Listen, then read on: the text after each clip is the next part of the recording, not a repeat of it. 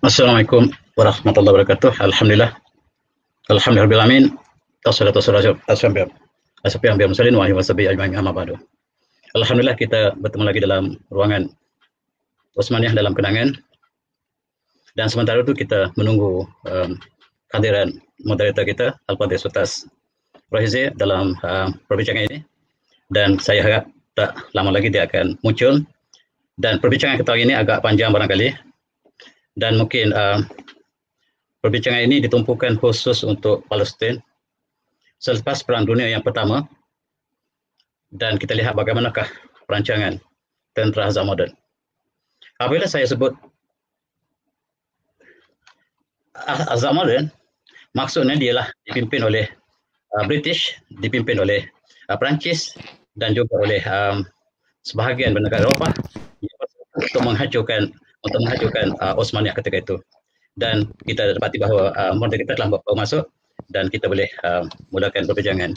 Dan saya serahkan kepada moderator untuk perbincangan. Silakan. Assalamualaikum warahmatullahi taala wabarakatuh. Dan alhamdulillah kita bersiaran sekali lagi untuk siri yang keempat. Minta maaf lah internet di sini ini agak kurang sikit. Itu yang tak dapat tu. Terpaksa kat luar juga.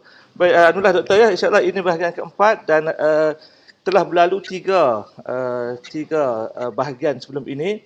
Kepada tuan-tuan dan perempuan yang mengikuti rancangan ini untuk kali keempat, saya mengalukan untuk wacana Osmaniyah kita pada hari ini.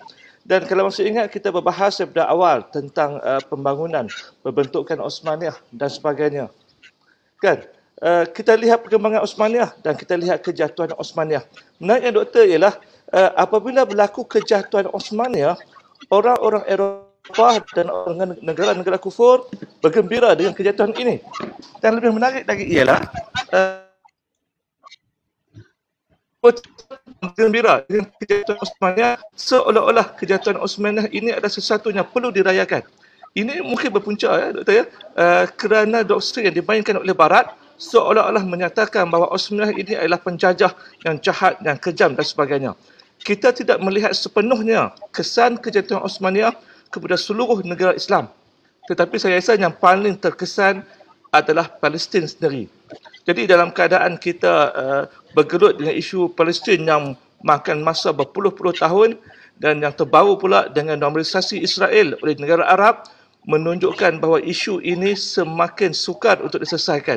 Mungkin kita boleh bincang daripada awal lagi bagaimana sebenarnya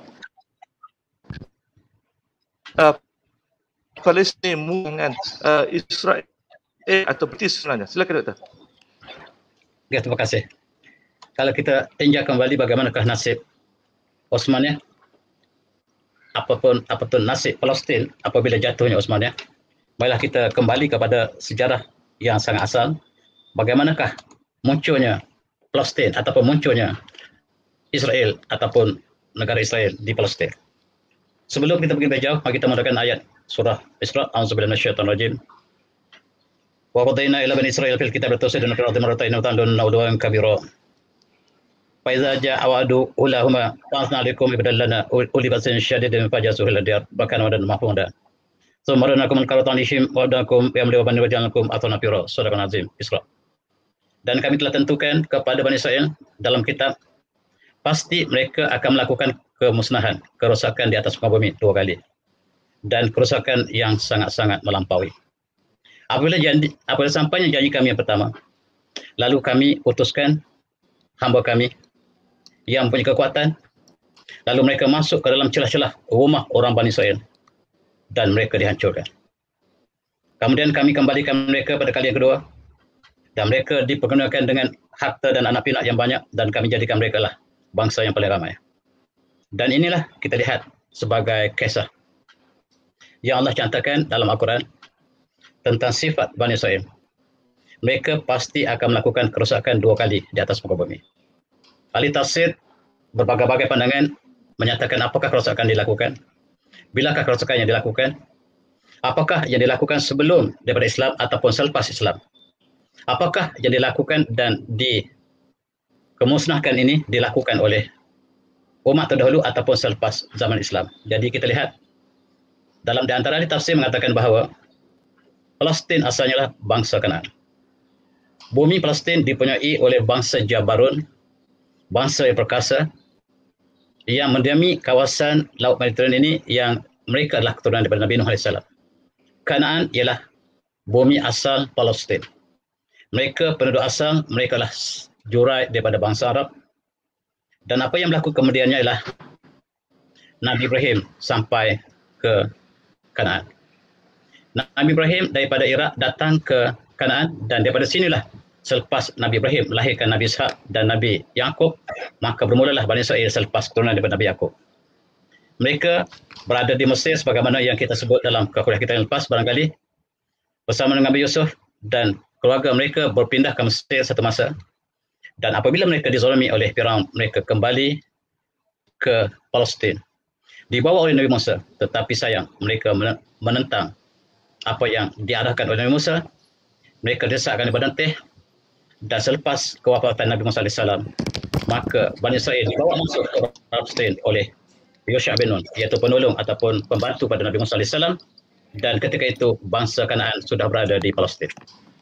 Di sinilah kita lihat sejarah apabila mereka mendakwa bahawa bumi Palestin ialah bumi asal orang Bani Israel, dia bercanggah dengan fakta sejarah yang kita sebutkan tadi.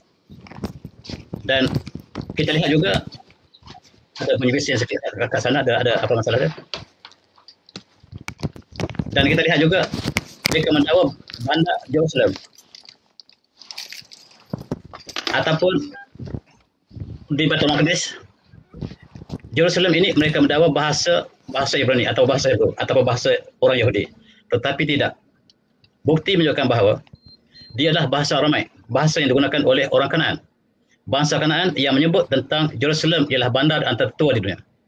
Apabila orang Yahudi masuk ke dalam Palestin, mereka menyebut Jerusalem sebagai Jerusalem. Dan mereka mendakwa bahawa Jerusalem ialah bahasa seorang Yahudi, sebenarnya tidak tepat sama sekali bergantung kepada sejarah yang kita sedang bentang sekarang. Tuan-tuan yang saya hormati, kita lihat dalam sejarah, dalam tafsir yang diberikan oleh, yang disebut oleh tadi oleh Qurtubi umpamanya ataupun tafsir lain, mengatakan Bani Israel telah melakukan kerosakan yang melampau. Mereka membunuh para anbiya dan para rasul. Kemudian mereka didatangi oleh Raja Belshazzar, Raja Babylon, masuk ke dalam perkampungan Jerusalem dan membunuh orang Yahudi. Inilah pelampau yang pertama yang mereka lakukan. Dan kita lihat bahawa mereka dihalau dari negara mereka dan mereka diselamatkan oleh, kita lihat dalam sejarah Bani Israel, mereka dibunuh oleh Raja Babylon.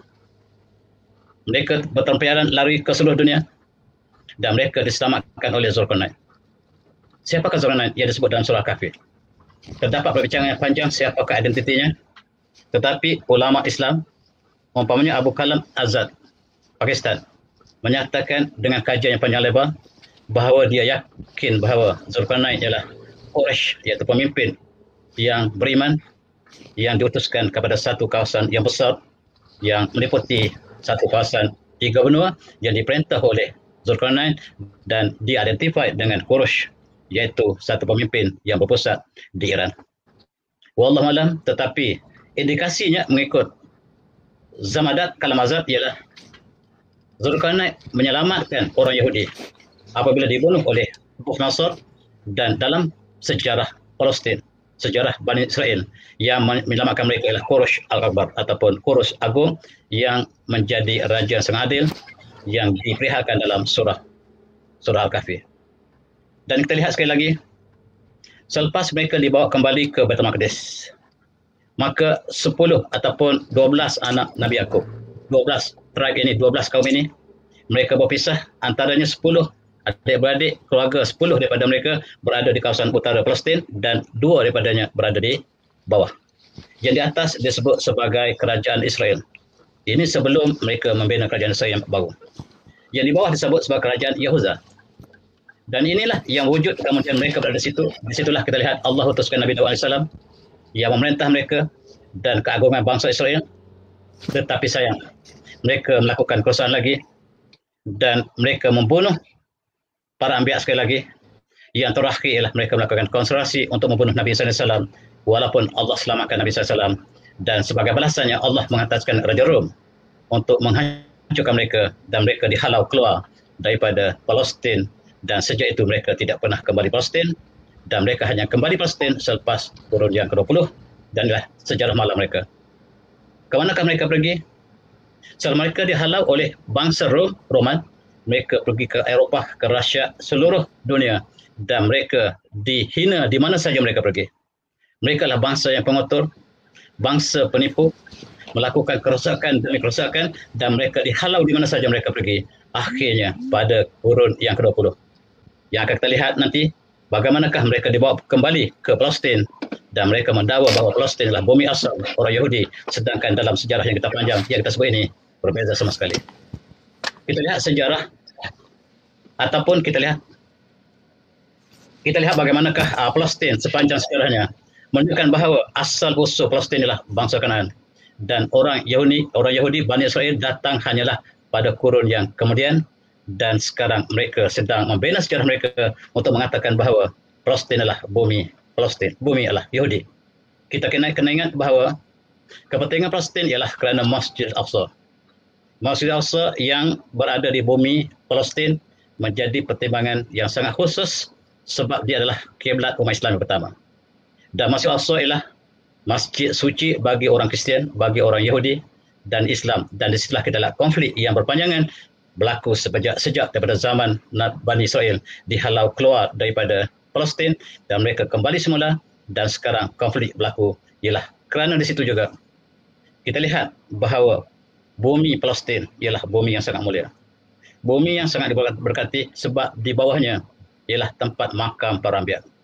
Di situ kita lihat ratusan anbiya Bani Israel yang diutuskan Bani Israel berada di Palestin.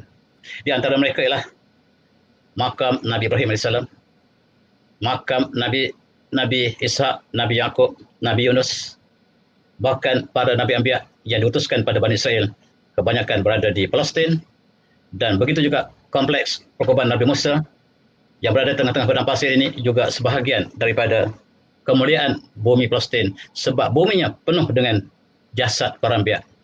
Dan kita lihat orang Yahudi berbangga, Bani Israel berbangga sebab mereka diutuskan rasul yang banyak. Sedangkan orang Arab hanyalah 3 ataupun 2, 3, 4, 3 rasul yang diutuskan, termasuk Nabi Hud, Nabi Soleh dan Rasulullah, Nabi terakhir. Dan mereka berbangga, mereka sangat ramai rasul diutuskan pada mereka. Sebenarnya, banyaknya rasul menunjukkan bangsa ini bangsa yang sukar dikawal. Kalau banyak polis satu kawasan, menunjukkan kawasan itu tidak aman. Tempat yang aman tidak perlu pada banyak polis, dan kita lihat umat Islam hanya diutuskan sebagai Nabi terakhir bangsa Arab, dan untuk manusia seluruhnya Nabi Rasulullah SAW sebagai Nabi terakhir yang diutuskan. Di situ juga bumi Nabi ataupun makam Nabi Zakaria. Dan tuan-tuan yang saya hormati, Palestin ialah bumi yang sangat subur. Kita lihat Palestin terkenal dengan zaitun, dan inilah sebabnya Palestin menjadi tempat rebutan Yahudi, sebab daripada semua pertimbangan Palestin ialah tempat yang terbaik untuk mereka dirikan negara mereka. Dan kita lihat bahawa bumi Palestin adalah bumi Mediterranean yang sangat sesuai untuk segala tanaman Mediterranean, termasuklah buah zaitun, buah tin buah zaitun. Dan Palestin ialah bumi bersama dengan Sinai ialah tempat asal tumbuhan yang sangat mulia ini. Begitu juga kita lihat strawberry. Strawberry terbaik dunia datang dari Palestin, khususnya Gaza. Dan itu sebabnya bumi ini sangat direbuti oleh bangsa Yahudi, dan mereka tahu kelebihan yang ada di situ, dan mereka menulis sejarah, dan mereka mengatakan bahawa bumi Palestin ialah bumi kelahiran mereka. Mereka pernah ada di situ, sedangkan mereka berbohong, sedangkan yang pernah berada di situ ialah asalnya ialah bumi Kanaan. Dan yang terkenal juga tuan-tuan ialah 5 Yafa. Yafa disebut oleh orang Kanaan. Apabila Yahudi masuk, mereka sebut Jaffa, asalnya Yafa. Dan 5 Yafa inilah 5 yang terkenal dunia, yang menjadi identiti kepada Palestin, tetapi kini menjadi identiti kepada Israel. Dan itulah berkali permulaan sejarah Bani Israel yang datang untuk merampas bumi Palestin, khususnya apabila Perang Dunia yang Pertama memang mereka dirancang untuk melakukan perkara tersebut dan mereka ingin mengambil Palestin dengan apa cara sekalipun. Barangkali itulah permulaan kepada perbincangan kita. Sekian dan silakan untuk ulasan. Baik, terima kasih doktor ya. Minta maaf hari ini saya line internet agak bermasalah. Terpaksa memandu keluar jauh sikit. Nanti dapat lanjutkan. Alhamdulillah. Baik, kepada tuan-tuan dan puan yang menyaksikan wacana ini, terima kasih dan jangan lupa untuk sharekan wacana ini dan boleh komen di karya Dr. Mak Rofah ini dalam Facebook. Boleh komen dan share siapa-siapa yang dah share. Mudah-mudahan isu yang kita bawa hari ini sampai kepada banyak pihak. Kerana isu Palestin hari ini sudah mula suram dan kita melihat orang Arab, orang Islam sendiri sudah tidak mempedulikan nasib Palestin pada hari ini, dan kita lihat jelas apabila orang Arab sendiri berbangga kerana mereka mampu mendapat banyak manfaat daripada kerjasama yang normalisasi dengan Israel. Mereka mendapat kapal terbang yang terbaik daripada mereka mendapat kelebihan dari segi ekonomi dan sebagainya. Sampai ke isu Palestin, saya ingat bukan kata suam, hampir tidak ada langsung. Dan sebenarnya bercakap tentang Israel, mungkin saya boleh tambah sikit doktor ya. Sebab di sini pun kita dah habis surah Al-Baqarah, kefahaman Quran, kemudian surah Ali Imran dan baru masuk surah Nisa. Jadi sepanjang dalam surah Al-Baqarah dan Ali Imran itu, kisah Bani Israel diceritakan dengan sangat banyak.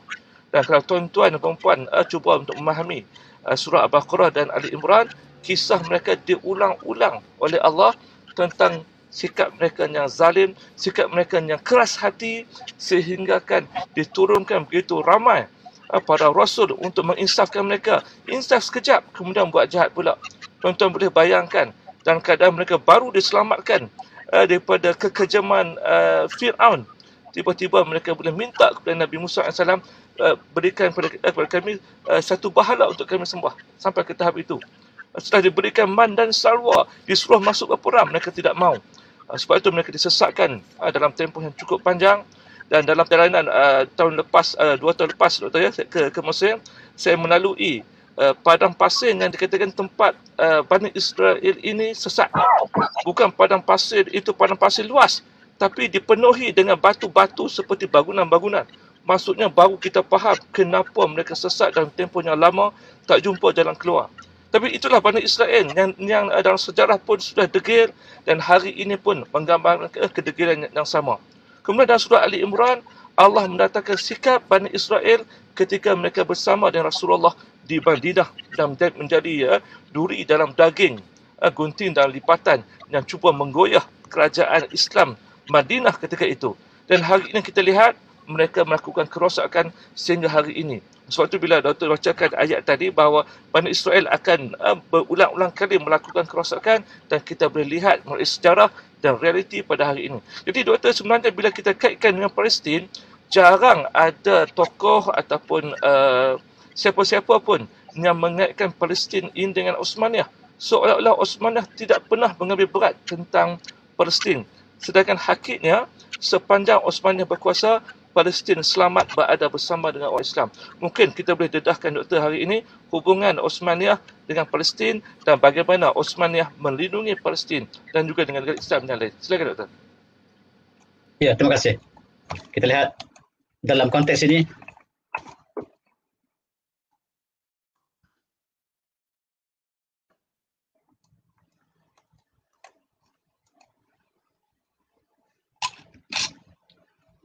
sekejap ya, saya slide saya suka nak digerakkan.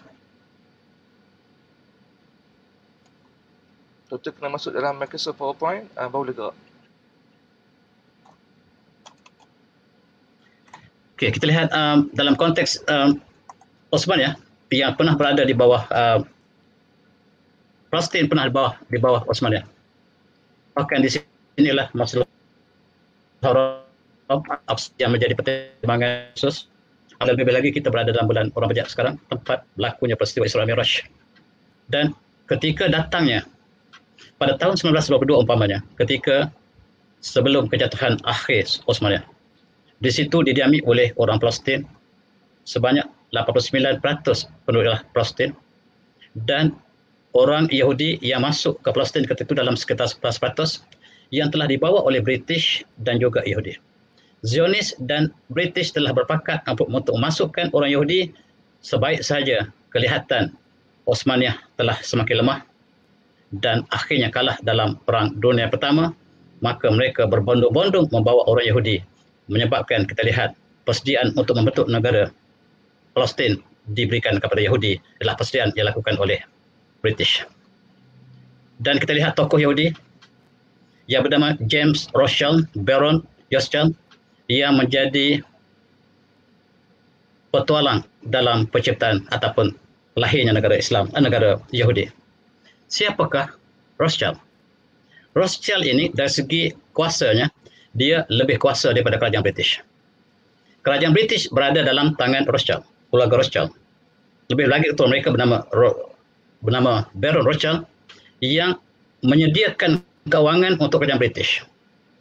Dan kerajaan British mendapat kewangan Yahudi yang begitu lama, dan oleh sebab itu British telah dijajah oleh Yahudi begitu lama, walaupun kerajaan British bangga dengan penjajahan mereka, sebenarnya penjajahan itu dilakukan oleh Yahudi. Apa yang berlaku ialah tokoh mereka yang tidak kurang penting ialah Theodore Herzl, yang pernah bertemu dengan Sultan Osmaniyah, Sultan Abdul Hamid II. Dia telah merancang begitu lama untuk membentuk negara bebas Yahudi, dan tempat yang dipilih ialah Palestin. Dan dia menulis berbagai buku untuk menerangkan perancangan yang sangat besar ini. Dan dia telah bertemu dengan Sultan Abdul Hamid Khan sebagaimana yang kita sebut dalam kuliah lepas. Dan kita lihat difilmkan, filem yang sebenarnya berlaku ketika Herzl bertemu dengan Sultan Abdul Hamid. Sangat kasar, sangat biadab. Dia datang, masuk, dan apabila sampai dekat dengan Sultan Abdul Hamid, dia angkat tangannya seperti pengamatan seperti Hitler, hampir kena dengan Sultan Abdul Hamid. Sultan Abdul Hamid mengelak dan letakkan tangannya di dada, dan terjadilah dialog yang cukup bersejarah, di mana dia minta supaya Palestin diberikan ruang untuk pertanian bagi orang Yahudi. Sultan Abdul Hamid cukup fasih, sebab dengan cara samalah Pulau Pinang jatuh ke tangan Yahudi. Namanya Francis Light, seorang Yahudi yang bekerja untuk Yahudi, yang hanya datang berjumpa dengan Sultan Kedah hanya untuk pertanian di Pulau Pinang, di Tanjung, dengan tujuan untuk pertanian, rupa-rupanya untuk menjajah. Apabila diberikan hak untuk pertanian di Tanjung, dia telah mengambil Pulau Pinang dan menghalau Sultan Kedah. Perkara itu dipahami oleh Sultan Abdul Hamid sebab Pulau Pinang, Kedah, Tanah Melayu berada di bawah naungan Osmaniyah. Satu sejarah yang tidak pernah ditulis dalam sejarah kita. Sultan Abdul Hamid memahami sejarah bagaimanakah Francis Light menipu Sultan Kedah. Dan sekarang orang yang sama datang bertemu dengannya. Dan apa yang disebut oleh Sultan Abdul Hamid cukup menarik. Dia kata, "Annani la astati' an atakhalli an sabri syahid min ardi Palestin." Wahai Herzl, saya tidak mungkin memberikan kamu sejengkal tanah Palestin. Fahyalas milku yamini bal milku ummah al-Islamiyah. Dia bukan milik saya, tetapi dia milik umat Islam. Dengar tuan-tuan. Palestin bukan milik siapa, milik umat Islam. Dan umat Islam harus berjuang untuk Palestin. Bukan untuk orang Palestin berjuang, sebab Sultan Ahmad mengatakan bahawa Palestin ialah bumi umat Islam. Di situ Masjid Al-Aqsa yang harus dipertahankan. Wal jihad asy-sya'bi, kata Sultan ini, fi sabil hazil wa qarawahu damhu. Dan kaum kami, umat Islam, berjuang menumpahkan darah untuk mendapatkan Palestin. Maka dengan darahlah kami pertahankan Palestin. Sekiranya kamu inginkan Palestin, darahlah padanya. Dan sekiranya kami kalah, kamu boleh mengambil Palestin percuma. Itu jawapan Sultan Abdul Hamid, bahawa selagi Sultan Abdul Hamid menjadi khalifah Islam, Palestin tidak mungkin dapat diserahkan pada Palestin kepada Yahudi walaupun untuk pertanian. Sebab helah Yahudi ialah untuk pertanian, untuk berniaga, sebagaimana Raffles datang ke Singapura.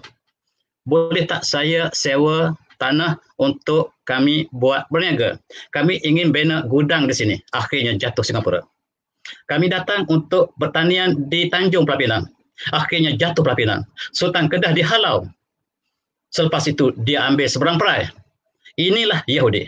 Inilah British. Di belakang British Yahudi. Yang biaya British untuk datang ke Melaya ialah Yahudi. Sebagaimana yang disebut oleh keluarga Rothschild, umpamanya Northern, mengatakan bahawa kamilah yang biaya British untuk menjajah. Tuan-tuan yang saya hormati, barangkali sejarah kita tidak pernah ditulis bahawa yang menjajah kita adalah Yahudi. British datang dengan wajah Yahudi menjajah kita, tetapi dia bersikap lembut. Kami datang bukan menjajah, kami datang untuk bersahabat, untuk menasihati sultan anda. Dan apakah yang disebut Sultan Hamid cukup menimbulkan perasaan kita. Kalaulah kamu bayarkan seluruh harta bumi untuk saya serahkan Palestin kepada kamu, tidak sekali-kali. Dan sekiranya badan saya dirobek, lebih saya rela daripada saya serahkan Palestin kepada kamu. Yahudi tidak berputus asa. Dia cuba rasuah Sultan Al-Hamid sebab dia sangka Sultan yang merintah boleh dirasuah. Ditawarnya jutaan, bahkan bilion, ditolak mentah-mentah oleh Sultan ini. Dan dia tidak sangka ada Sultan yang menolak rasuah. Sebab sebelum ini tidak ada siapa yang tolak rasuah Yahudi. Bila dia rasuah Amerika, Amerika terjajah oleh Yahudi. Bila dia rasuah Rusia, Rusia terjajah oleh Yahudi. Bila dia rasuah British, British totally di bawah Yahudi. Tuan-tuan, pernah tak ada sejarah yang menulis bahawa British di bawah Yahudi? Tidak pernah. Tetapi hakikatnya, dia telah dibeli oleh Yahudi. Dan pembelian wang inilah yang menyebabkan jatuhnya atau peperangan dunia pertama dirancang. Apabila Sultan Abdul Hamid mengetahui bahawa Yahudi ingin sangat kepada Palestin, dia keluarkan surat bahawa mulai hari ini tidak ada lagi orang Yahudi boleh masuk Palestin. Dan ini panggil firman Osmani yang ditandatangani oleh Sultan bahawa selagi saya menjadi khalifah Islam, saya tidak mungkin benarkan penghijrahan orang Yahudi. Yang hijrah silakan, tetapi yang belum hijrah tidak mungkin lagi saya benar mulai hari ini. Dan ini surat ditandatangani oleh Sultan sendiri. Dan Sultan ini juga mengatakan bahawa iza muziqat daulat khalifah yawman ma fa innahu yastatu azizka an ya'khudh Palestin bila samin. Kalaulah kami jatuh, takdirnya kami jatuh, Yahudi menguasai kami, ambillah Palestin tanpa ada bayaran. Tetapi selagi kami ada hayat kami akan pertahankan Palestin dengan darah dan air mata. Itu jawapan yang tegas, dan Sultan inilah yang dikatakan Sultan yang zalim. Ini perancangan dilakukan oleh Yahudi untuk menjatuhkan Sultan Khalifah kita, sebab dengan ada Sultan ini, Palestin tidak mungkin dapat mereka capai. Tuan-tuan, keluarga Rothschild mengakui. Namanya Northern Rothschild, keluarga yang sama daripada Baron Rothschild. Dia mengatakan, tuan-tuan, apakah tuan-tuan tahu? British itu telah kami jajah. Setiap Perdana Menteri itu kami yang tentukan. Dan apa yang British buat ialah apa yang kami buat. Duit yang kami buat ialah kami kontrol seluruh United Kingdom. United Kingdom datang menjajah mereka. United Kingdom datang menjajah Asia Tenggara, kami di belakangnya. Wang kami untuk British, dan tuan-tuan barangkali tidak pernah dalam sejarah kita bahawa yang biaya British datang untuk menjajah ialah Yahudi.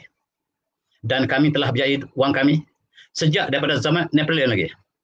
Dan cukup menarik ialah kami akan bantu siapa saja yang berperang. Ada dua yang berperang, kami akan bantu kedua-duanya. Dan kalau yang mana menang pun, kami akan bersama dengannya. Itulah jawapan Yahudi sebagai latar belakang kepada jatuhnya Palestin. Dan begitu juga keluarga mereka yang mengatakan bahawa kami punyai uang terbesar di dunia. Amerika dan British ialah budak kami. Bahkan kami ialah kerajaan terbesar dunia. Kami tentukan minyak jatuh hari ini jatuh, siapakah kami? Dan kamilah yang merintah dunia sekarang. Oleh sebab itu sekarang, kami ingin Palestin dan kami akan beli Palestin. Apa cara kami akan lakukan? Dan tuan-tuan, inilah perancangan yang sebenarnya. Dan mereka telah rasuah Perdana Menteri British yang bernama David Lloyd George sebelum ada Churchill. Sebelum ada Winston Churchill, nama Perdana Menteri British ialah David Lloyd George, telah dibeli oleh Yahudi. Sebelah kanan ialah pemimpin Yahudi bernama Wiseman, telah memberikan rasuah yang besar kepada David George untuk tekan Malaya, untuk tekan negara yang telah dijajahnya, termasuklah Australia dan New Zealand, dan negara-negara di Afrika. Rupa-rupanya wang Yahudi yang diberikan kepada British, yang saya tidak pernah dengar daripada sejarah ahli sejarah kita mengatakan bahawa British sebenarnya Yahudi. Itu sebab bila datang ke Malaya, Mereka inginkan hari cuti, hari Jumaat dan hari Sabtu, hari Ahad dan hari Sabtu, hari Ahad untuk orang Kristian, hari Sabtu untuk Yahudi. Sampai hari ini kita sudah merdeka. Kita masih bercuti ikut Yahudi dan Nasoro. Siapa kita?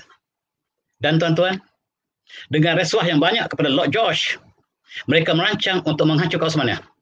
Dan caranya ialah cipta Perang Dunia yang pertama. Perang Dunia pertama harus dilancarkan. Yang dilancarkan oleh Yahudi. Itu sebab kata Hitler, saya membunuh Yahudi. Tidak semuanya, supaya kamu tahu kenapakah saya membunuh Yahudi. Kamu tahu Perang Dunia pertama, kata Hitler, dilancar oleh Yahudi. Perang Dunia kedua dilancar oleh Yahudi. Saya yakin, kata Hitler, kalau Perang Dunia ketiga berlaku, juga oleh Yahudi.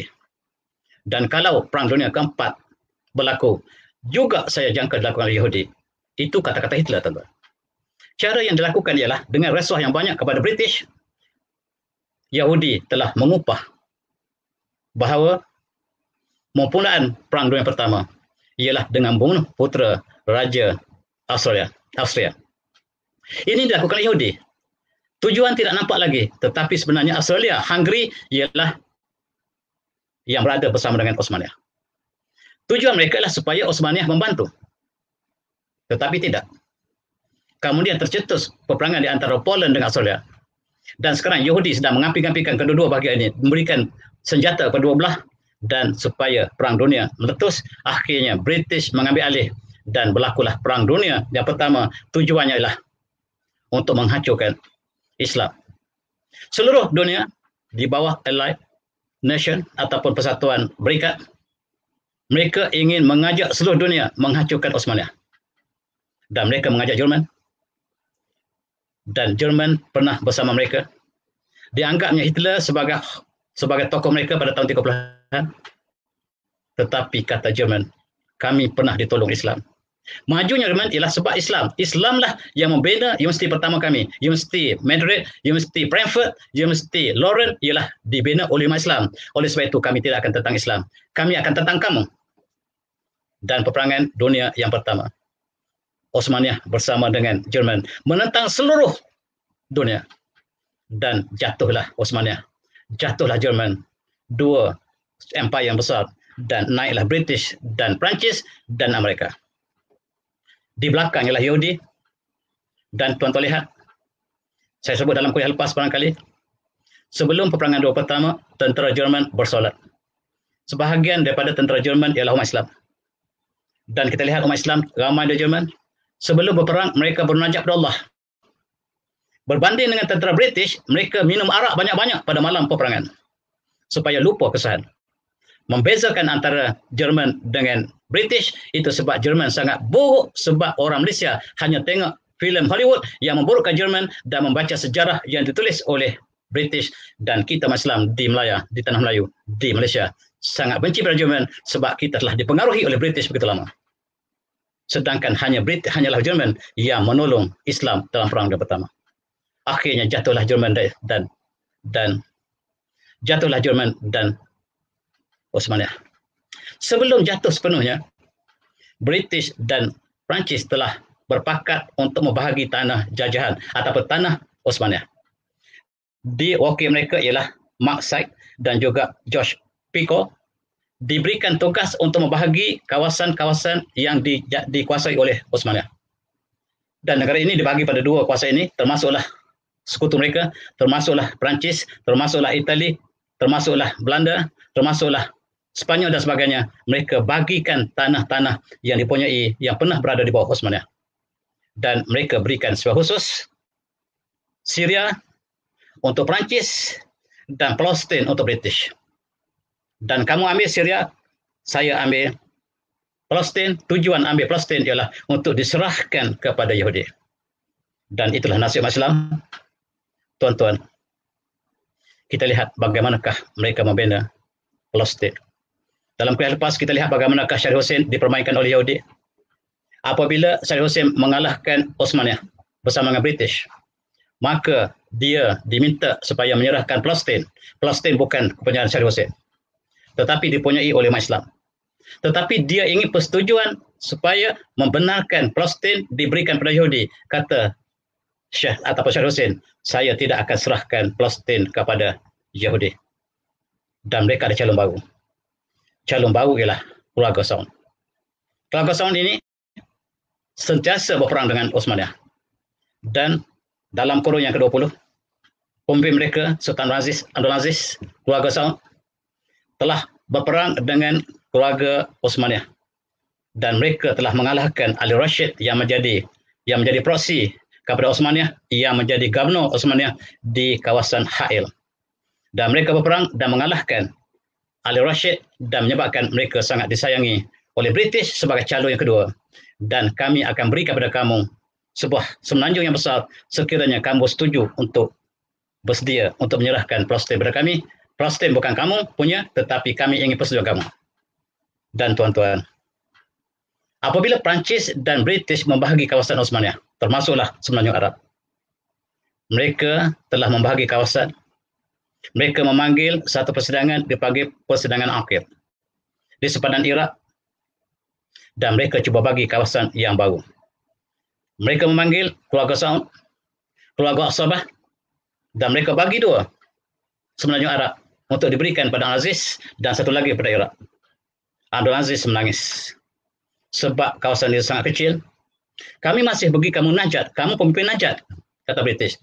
Tidak, kalau Tuan nak bagi saya Najat saja, Tuan ambil semualah bagi pada Iraq. Dan dia menangis tersesak. Jangan kamu menangis. Jangan kamu menangis, ini ialah gambar di peristiwa ataupun di akhir. Saya cepatkan sikit. Ini ialah perjanjian akhir yang dihadiri oleh Yahudi, dihadiri oleh British dan Perancis bersama dengan keluarga Saud. Sekarang kamu jangan suka hati. Jangan susah hati. Kami sudah berjanji dengan Yahudi, kamu akan dibantu untuk menjadi raja di kawasan Semenanjung Arab. Kami telah putuskan. Yahudi sudah setuju. Sebab kamu juga ialah keluarga Yahudi. Kami tahu kamu asal keluarga Mardokhai. Mardokhai ialah keluarga Yahudi. Kamu memeluk Islam. Sekarang kami lebih percaya pada kamu daripada keluarga Syarif Hussein. Sebab Syarif Hussein adalah keluarga Rasulullah. Tetapi kamu adalah keluarga yang sama dengan kami. Siapakah yang bercakap demikian? Persikop ialah wakil British, seorang Yahudi yang diberikan kepercayaan untuk menyelesaikan masalah Timur Tengah dan supaya memujuk umat Islam menyokong untuk membentuk negara haram Yahudi. Dan selepas itu, apa yang berlaku ialah, tuan-tuan, diceritakan oleh seorang penulis bernama H.R.P. Dixon yang berada di dalam khemah ini. Dalam khemah ini, mereka ada bersama. Dia menyaksikan Abdul Aziz telah merayu dan menangis teresak-esak kepada persikop gambar sebelah kanan. Berilah pada kami, kamu jangan risau, kami akan beri pada kamu. Asalkan kamu jangan jadi Syarif Hussein. Kamu sedia untuk melepaskan Palestin kepada kami akan beri kamu satu kawasan yang besar. Itu saja yang kami nak. Ini diceritakan oleh Dixon, tuan-tuan. Diceritakan oleh Abdullah Filbi. Diceritakan oleh persikop dan Hafiz Mutawatir. Walaupun dia bukan dalam konteks hadis, tetapi dia dalam catatan yang sangat-sangat kita boleh percayai. Kemudian tuan-tuan boleh baca dalam buku Kuwait and Her Neighbors yang ditulis oleh Dixon yang menceritakan detail bagaimanakah British memanggil keluarga Mardokhai, iaitu keluarga Yahudi yang telah memeluk Islam ini, untuk diserahkan kerajaan yang barunya kemudian dinamakan Arab Saudi. Tuan-tuan, ini kemudian diceritakan oleh Dixon. Selepas menangis dan apabila diminta oleh persikop untuk menyerahkan Palestin, Abdul Aziz mengambil pensil daripada poketnya. Ini detail diceritanya. Diambil sebuah kertas dan ditulis apa tangannya seperti berikut. Ana Sultan Abdul Aziz bin Rahman Al-Pawson Al-Saud Aqara wa antarfa al-Pamaratin lisa Persikoks Madu Britania al-Zaman la min andi min Palestin lil masakin al-Hud aw rihim kama tarhu Britania allati al-akhraj an hadha raya an raiha hatta tasihu sah. Subhanallah. Inilah yang dinafikan oleh Saudi sekarang. Surah ini dikatakan palsu. Surah ini tulen. Surah ini masih berada di arkiv London. Silalah kaji. Dan dilaporkan sekurang-kurangnya, saya baca 3 penulis yang menyaksikan peristiwa ini dan ditulis kepada persikop dan persikop dengan puas hati dan memberikan allowance yang lebih banyak kepada keluarga Saud, ditambah, dan tuan-tuan boleh baca surat ini, ditambahnya allowance selepas persetujuan untuk menyerahkan Palestin kepada Yahudi. Palestin bukan kepunyaan keluarga Saud, tetapi persetujuan diperlukan. Dan tuan-tuan, surat ini dikatakan palsu. Dikatakan palsu dan dikeluarkan dokumentari oleh kerajaan Saudi bahawa surat ini surat palsu. Dan pelajar kita di Saudi ditunjukkan dokumentari ini bahawa surat ini palsu. Balik ke Malaysia, beritahu surat ini palsu. Tuan-tuan, surat ini tulen. Dan inilah perbincangan yang panjang kurun ini, surat yang paling kontroversi tahun kurun ini barangkali. Dan peristiwa ini disaksikan oleh Piko dan Said, termasuk keluarga As-Sabah. Dan ketika itu, maka British telah berpuas hati untuk menyerahkan kawasan Osmaniyah kepada keluarga Saud yang baru. Dan mereka bergambar beramai-ramai di luar khemah yang menyaksikan terbentuknya kerajaan Saudi dengan segala perjanjian. Dan diberikan Shakespeare sebagai penasihat kepada Saudi. Tuan-tuan, ini Shakespeare. Shakespeare sebelah kanan menjadi penasihat tentera Ibn Saud. Dan sebelah kiri ialah Persikok yang kita sebutkan tadi. Dan Shakespeare ialah penasihat tentera yang kemudiannya telah banyak membunuh umat Islam bersama dengan keluarga ini, di atas tuduhan bahawa mereka adalah kumpulan yang bidah, dan ketua tentera mereka ialah Shakespeare. Tuan-tuan, baca kisah Captain Shakespeare, orang yang paling disayangi oleh keluarga Saud, dan dia telah mati ketika menentang Osmaniyah, tak salah saya. Dan seorang lagi ialah Abdullah Philby yang menceritakan bagaimanakah penyerahan Palestin kepada Yahudi. Tuan-tuan baca buku yang tulis oleh Philby, Abdullah Philby ataupun Saint Philby ini, Ayyam Arabiyah. Dan dia menuliskan dengan cukup detail bagaimana surat yang kecil tadi yang ditulis di depan Persikok, disaksikan oleh Dixon, disaksikan oleh keluarga-keluarga yang sedang berbincang, termasuklah Said dan Peacock, dan dibawa balik ke London. Dan itu bukan surat autoriti, tetapi hanyalah untuk persetujuan sebab Syarif Hussein tidak bersetuju sebelum ini. Tuan-tuan yang saya hormati, bacalah tuan-tuan buku Quiet and Her Neighbors.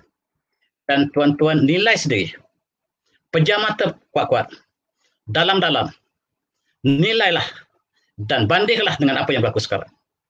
Dan dalam buku ini juga mengatakan bahawa wang yang diberikan kepada keluarga Saud ialah datang daripada keluarga yang sama, melalui Ben Gurion, Perdana Menteri Israel yang pertama, dan diberikan keluarga Saud sebab mereka adalah ada hubungan darah. Dan saya tidak pasti, tetapi itu dinyatakan oleh Philby. Saint Philby tadi mengatakan dalam buku dia, tuan-tuan baca Ayyam Arabiyah, dan dia menceritakan dengan begitu terperinci peristiwa yang berlaku. Dan tuan-tuan, Arab Saudi pun muncul. Termasuklah Mekah dan Madinah diserahkan kepada kerajaan ini, kepada keluarga ini. Dan berbeza dengan Osmaniyah, Osmaniyah menjadikan Mekah dan Madinah adalah bumi Islam. Tetapi hari ini, bumi Mekah dan Madinah berada dalam jagaan keluarga ini yang tertakluk kepada dasar mereka. Dan cukup menarik tuan-tuan, apabila mereka menjaga Mekah, mereka kembalikan nama-nama yang tidak digemari oleh Islam. Umpamanya, mereka namakan Musailamah Al-Kadzab. Siapa Musailamah Al-Kadzab? Ialah Nabi yang palsu. Ada satu jalan dinamakan Musailamah Street. Abu Lahab dikembalikan oleh keluarga ini. Umpamanya madrasah Abu Lahab. Dan Hayul Faisal mengambil keluarga mereka, dan lain-lain. Dan kita heran kenapakah mereka kembalikan nama-nama jahiliah ke dalam sejarah keluarga ini yang moden, yang diletakkan di kawasan permetan mereka di Riyadh dan lain-lain.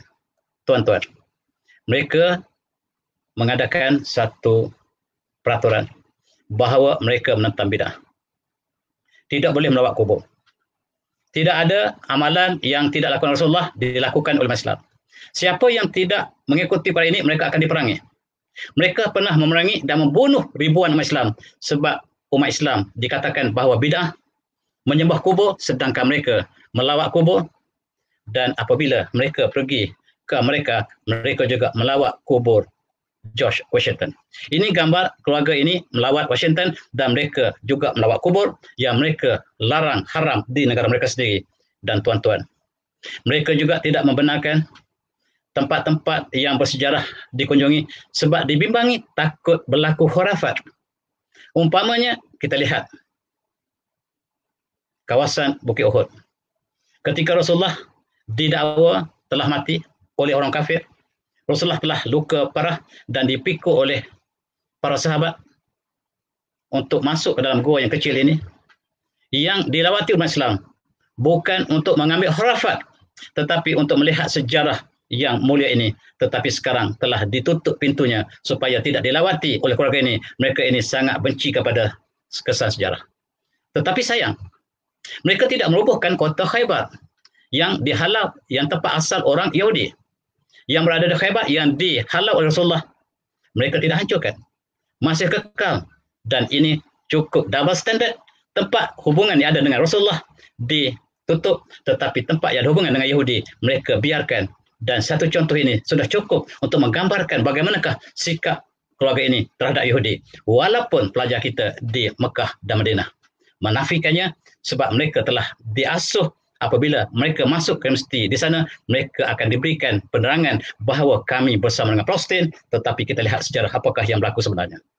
Dan itu barangkali pandangan saya ataupun perbincangan kita tahap yang kedua, dan saya serahkan kembali pada moderator untuk teruskan perbincangan. Silakan. Melihat kepada sejarah bagaimana Palestin jatuh ke tangan Yahudi ini, sebenarnya ini sebahagian daripada kita tidak pernah mendengar apa yang doktor sebutkan, dan sebahagian yang doktor sebutkan sebenarnya perkara baru juga kepada saya sebenarnya. Dan saya percaya semua orang yang mendengar ini melihat fakta yang doktor datangkan yang sangat menarik. Jadi kita lihat bagaimana sejarah ini kita pelajari bukan hanya untuk satu nilai nostalgia, tapi sebenarnya kita melihat sejarah itu sedang berulang pada hari ini. Kalau dahulu British atau Yahudi menggunakan rasuah, menggunakan duit, menggunakan imbuhan untuk menjatuhkan kerajaan Osmaniyah, untuk membeli Perdana Menteri, untuk membeli pemimpin-pemimpin ketika itu. Hari ini kita melihat, tuan-tuan, perkara yang sama telah pun berlaku.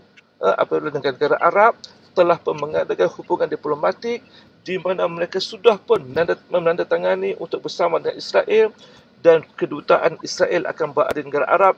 Orang Arab boleh pergi ke Israel, orang Israel akan datang ke negara Arab, dan kita lihat sentimen kebencian kepada Israel telah pun hilang sedikit demi sedikit, dan kita melihat sebahagian dari pemimpin ini, termasuk orang Melayu sendiri, melaungkan seolah-olah bahawa orang Arab telah berjaya bersama dengan Israel dan mendapat banyak imbuhan dari segi pakej perdagangan, pakej ekonomi, mendapat kapal terbang yang terbaik daripada Amerika dan banyak lagi.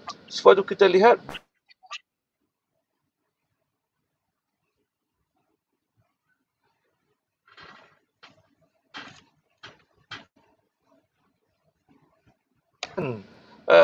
seolah-olah mereka terlupa kalau sekiranya British boleh merampas tanah Palestin seperti yang berlaku pada hari ini, apakah tak mustahil Israel juga akan merampas Mesir? Tidak mustahil Israel juga akan merampas Jordan. Begitu juga Mekah dan Madinah. Ini sejarah yang kita belajar. Tapi kita tak belajar hari ini. Suatu kalau dilihat di Mesir sendiri kan, tempat saya belajar, pembangunan memang dahsyat. Luar biasa. Dulu saya berada di Mesir, Mesir agak mundur. Hari ini pembangunan dengan subway dan sebagainya hebat. Kenapa? Kerana yang memerintah Mesir sekarang ada Jeneral Sisi yang bersubahat bersama dengan Israel dan sebagainya, menjatuhkan Mursi Al-Hafiz yang dipilih oleh rakyat ketika itu dengan demokrasi. Ini yang sedang berlaku hari ini. Jadi bila doktor sebut tentang pelajar-pelajar yang belajar di Arab Saudi tiba-tiba taksub dengan Saudi, ini perkara yang pelik. Kami pun belajar di Mesir, doktor, tapi kami tak taksub dengan Mubarak. Kami taksub dengan Islam sahaja. Itu satu benda yang pelik. Baik doktor, ya, kita teruskan juga perbincangan kita hari ini sebenarnya, termasuk juga yang doktor sebutkan tadi, sejarah kelahiran Wahabi yang sebelum ini ramai orang tak tahu secara detail. Hari ini kita faham penubuhan Wahabi ada kaitan dengan Israel dan juga British, dan kita lihat juga bahawa mereka bergerak di semua negara sekarang untuk melemahkan umat Islam. Dan dalam dalam usaha untuk menjatuhkan Palestin itu kita lihat peperangan di antara Israel dan Osmaniyah berlaku dengan sangat dahsyat, sehingga kan sebahagian besar orang Islam besarnya Mesir berperang bersama British melawan Osmaniyah. Sebab itu saya katakan tidak pelik kalau orang Mesir menulis sejarah dicatatkan Osmaniyah sebagai penjajah. Sedangkan Osmaniyah itu ialah payung khalifah yang melindungi mereka. Mungkin Doktor kita boleh detailkan sikit tentang sejarah kejatuhan Palestin ini dan apa yang berlaku selepas itu. Silakan Doktor. Ya, okay, terima kasih. Perang Dunia Pertama, kekalahan Osmaniyah. 1916 kekalahan Osmaniyah. Kekalahan Jerman dan British telah berjaya memasuki Palestin. 1917 mereka telah menghantar jeneral mereka yang dipimpin oleh Edmund Allenby ini bersama dengan 360,000 tentera, dan cukup menarik sebagai yang disebutkan oleh pengurusi tadi, bersama dengan British ialah tentera Mesir Muslim untuk menghancurkan, untuk menawan Palestin dan untuk mengalahkan tentera Osmaniyah. Sekali lagi, untuk mengalahkan Osmaniyah, British bersama dengan tentera Mesir, 100,000 tentera Mesir Muslim berjuang bersama British untuk mengalahkan khalifah mereka sebab fitnah yang dilakukan oleh Yahudi dan British. Akhirnya 225,000 tentera Osmaniyah telah syahid di medan peperangan, dan Palestin juga menemui jasad syuhada para pejuang Osmaniyah. Saya tidak tahu apakah Saudi mengiktiraf ini sebagai syuhada atau tidak, tetapi dia berjuang untuk kerajaan yang sah. Kerajaan Osmaniyah yang mereka berjuang menentang tentera kufar British, Yahudi, walaupun bersama mereka ada tentera daripada negara Islam, termasuklah negara Mesir yang bersama dengan musuh Allah SWT. Tuan-tuan yang saya hormati, sekarang British mendapat mandat. Palestin ialah bumi yang diserahkan kepada British. British tidak berminat dengan Palestin kecuali untuk diberikan kepada Yahudi. Maka umat Islam bangkit menentang. Dan pada yang sama, Rothschild yang memberi rasuah kepada kerajaan British untuk cetuskan perangan dunia pertama. Dan Menteri Luar British yang bernama Balfour, tuan-tuan, telah menulis surat kepada Rothschild bahawa sekarang kami telah serahkan Palestin untuk kamu, dan kerajaan Majesty Queen telah bersedia untuk menyerahkan Palestin kepada Rothschild. Tuan-tuan, cuba tengok. Sebuah kerajaan yang besar, United Kingdom, menyerahkan kepada individu. Maksudnya individu itu lebih besar daripada kerajaan British. Lebih besar daripada United Kingdom, dan namanya adalah Dear Lord Rothschild. Dan tuan-tuan, ini dia yang memerintah British, walaupun Perdana Menteri dia, walaupun Queen-nya adalah orang British, tetapi yang memerintah British ialah Yahudi. Nama pemerintah Yahudi, pemerintah British, tuan-tuan dengar, Baron Rothschild. Yang memerintah Amerika, keluarga Rothschild. Presiden dipilih oleh mereka. Siapa yang tidak direstui oleh keluarga ini, mereka tidak mungkin menjadi presiden Amerika. Tidak mungkin menjadi presiden negara-negara, termasuk negara Asia Tenggara. Mereka akan perhatikan siapakah yang bakal naik dan siapakah yang bersifati pada mereka. Tuan-tuan, ini suratnya. Tuan-tuan boleh baca. Kerajaan Majesty telah bersedia untuk menyediakan Palestin untuk dijadikan sebagai negeri Yahudi. Dan ini surat yang dikatakan perjanjian Balfour, dan dengan surat ini ditujukan kepada seorang individu yang bermaksud bahawa kerajaan British tunduk kepada individu ini, dan jatuhlah Palestin ke tangan Yahudi. Ini tuan-tuan tengok sekali gambar ini.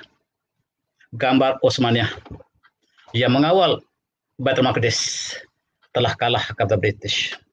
Mereka mengangkat bendera putih, sejarah yang paling malang dalam sejarah Islam pada tahun 1917. Walaupun Osmaniyah masih ada, tapi Sultan Abdul Hamid sudah hilang.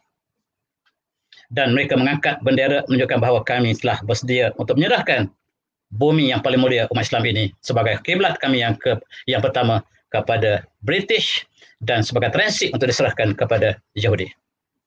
Dan mereka berbangga, mereka berpesta, dan apabila jatuhnya Osmaniyah, Mereka sangat bergembira, seluruh Eropah berpesta.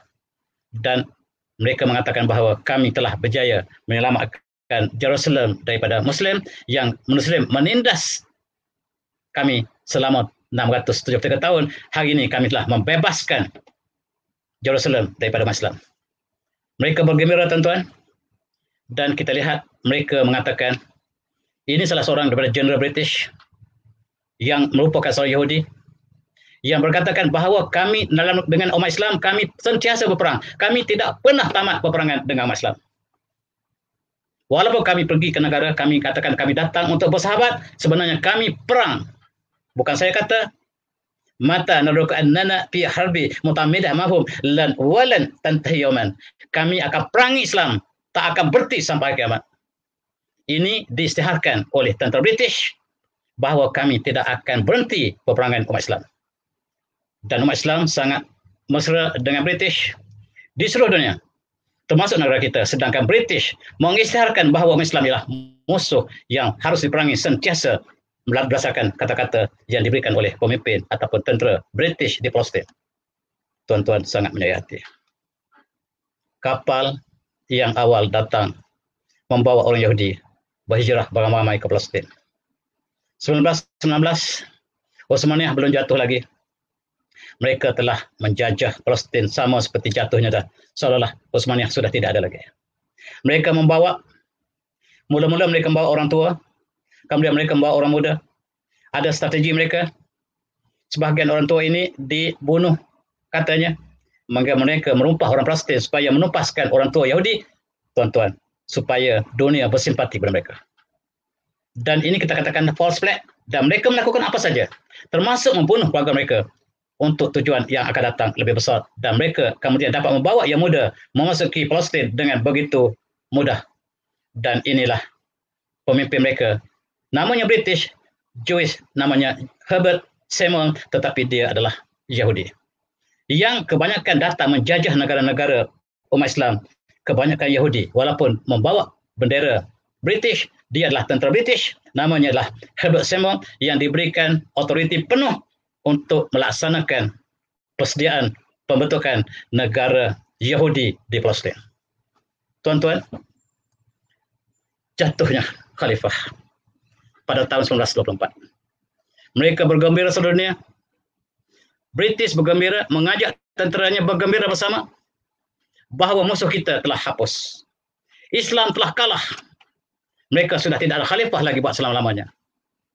Dan kami yang menjajah mereka semuanya. Dan Palestin pun terjajah. Permulaan kepada pembinaan Palestin ialah jatuhnya Osmania. Dan kita lihat jatuhnya Osmania, maka seluruh negara umat Islam jatuh satu persatu kepada sama ada Yahudi ataupun British. Morocco jatuh, Algeria jatuh, Tunisia, Libya, Mesir, Sudan, Jordan, Iraq, Iran, Turki, Syria, Palestin jatuh serentak. Jatuhnya Osmania. Tuan-tuan sedar atau tidak? Jatuhnya umat Islam selepas jatuhnya Osmania. Satu persatu. Tidak terkejut. Melayu British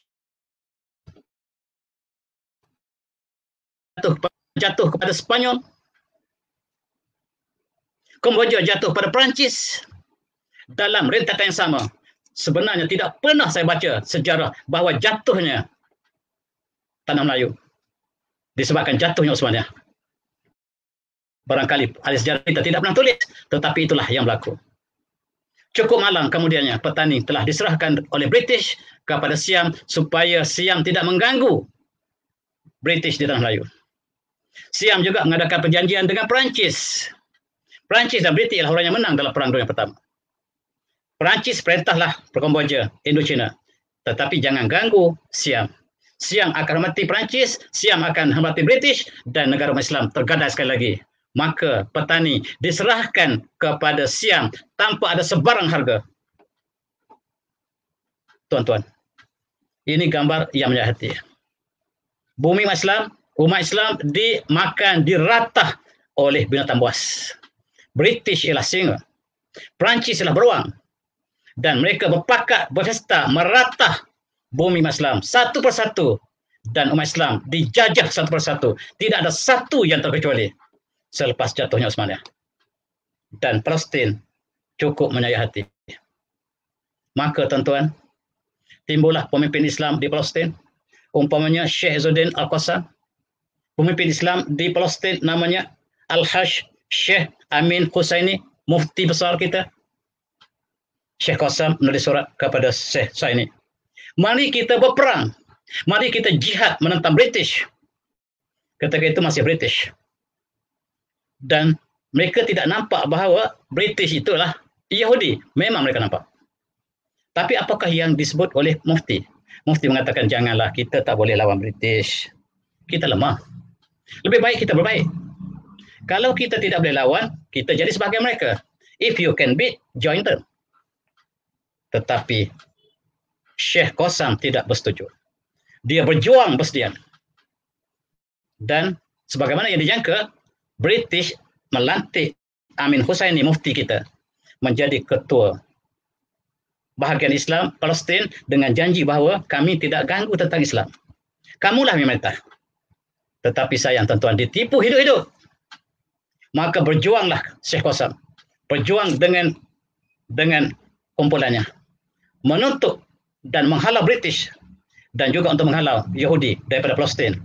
Dan akhirnya dia syahid. Izzuddin dan menentang dan mengisahkan jihad ke atas British dan Yahudi. Tetapi tuan-tuan, sebahagian umat Islam bersama dengan British. Di mana-mana saja. Ketika jihad dilancarkan, sebahagian umat Islam bersama dengan British. Inilah berlaku di seluruh dunia. Dan termasuklah mufti kita, Syekh Amin Husaini yang terkenal, juga mengharapkan bahawa boleh bekerjasama dengan British dan British akan memberikan ruangan untuk Islam. Sebenarnya ditipu hidup-hidup. Setahun kemudian, Syekh Husaini baru sedar dia ditipu oleh British.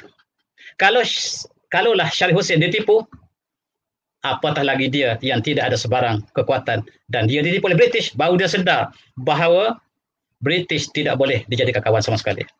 Sebab di belakang British adalah Yahudi. Dan Yahudi sentiasa berperang dengan Rasulullah sejak daripada Madinah. Mereka tidak pernah tamat peperangan ini. Dan kita lihat apa yang berlaku, umat Islam bangkit untuk menentang Yahudi dan British di Palestin. Ini berlaku begitu lama.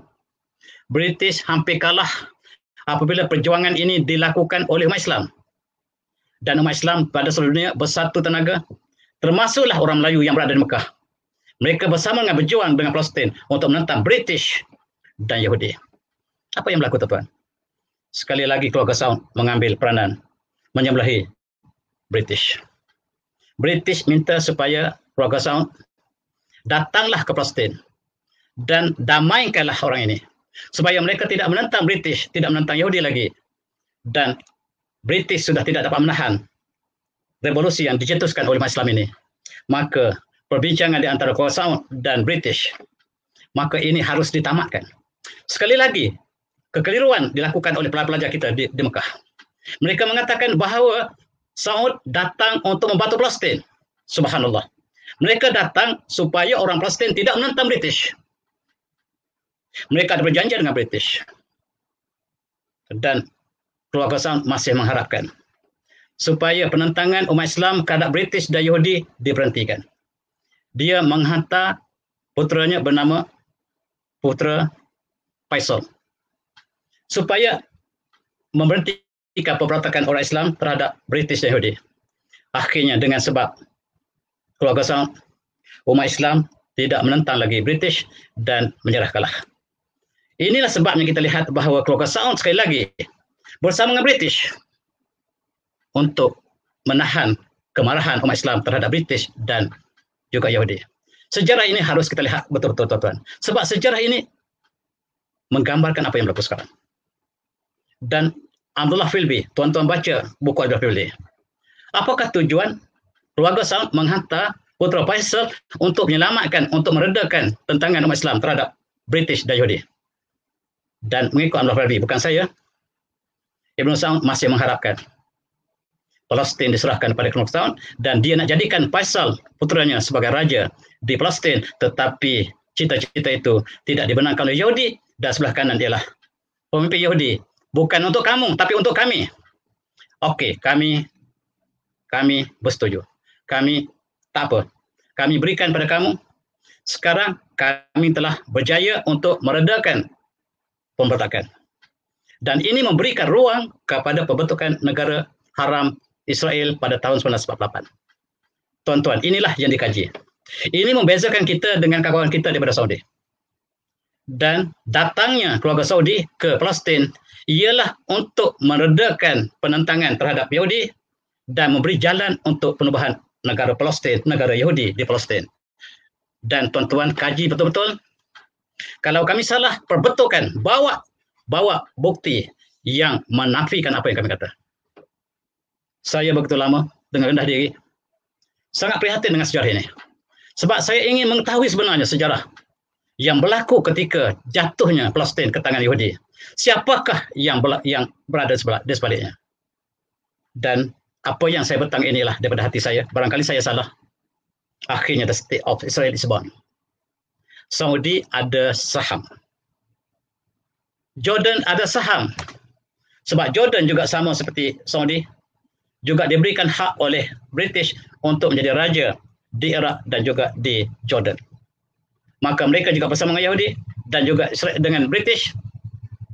Dan tuan-tuan, satu peristiwa yang besar ialah dalam Perang Dunia yang kedua, British telah kalah ke tangan Jepun yang disebut sebagai Scottish. Jepun Scottish chase them out. Halaulah Jepun yang tak ada sebarang teknologi. Mereka anggap Jepun sangat rendah dan jatuhnya, kalahnya British di tanah Melayu sebab mereka memandang Jepun sangat rendah. Tiba-tiba British yang tidak pernah terbayang mereka jatuh, telah jatuh. Rupa-rupanya tentera yang paling pengecut di dunia ialah Amerika dan British mengikut catatan Jepun. Jepun mengatakan tentera yang paling pengecut yang pernah kami hadapi ialah British. Tetapi kami cukup heran kenapakah orang Melayu di tanah Melayu pertahankan British. Kami mengajak, wahai tentera Melayu, kami datang untuk menghalau British, musuh kamu dan musuh kami. Kenapa kamu bersama dengan British? Akhirnya British kalah. Dan kekalahan Jepun, kemudiannya Jepun kalah disebabkan oleh bom atom yang digugurkan oleh Presiden Truman ke atas Jepun, satu perbuatan yang tidak beretika, yang sangat tidak beretika dalam sejarah dunia. Maka ini menjadi titik tolak kepada Saudi. Jatuhnya British, naiknya Amerika, hak British di Timur Tengah diserahkan pada mereka. Maka sejarah telah berubah. Tadi perjanjian antara British dengan Saudi tentang Israel. Sekarang Amerika mengambil alih. Dan British dikecam begitu banyak. Dan Saudi dikecam oleh seluruh umat Islam. Kenapa? Kamu bersama dengan musuh umat Islam. Tetapi sekarang Amerika mengambil alih. Apa yang berlaku Amerika dengan Saudi? Ada sedikit perbezaan dalam sejarah kemudiannya. Amerika menjemput Saudi berbincang. Presiden mereka, Presiden D. Roosevelt, memanggil Raja Saudi, Abdul Aziz, untuk berbincang tentang Palestin. Di sini kita laporkan betul-betul, dengar betul-betul.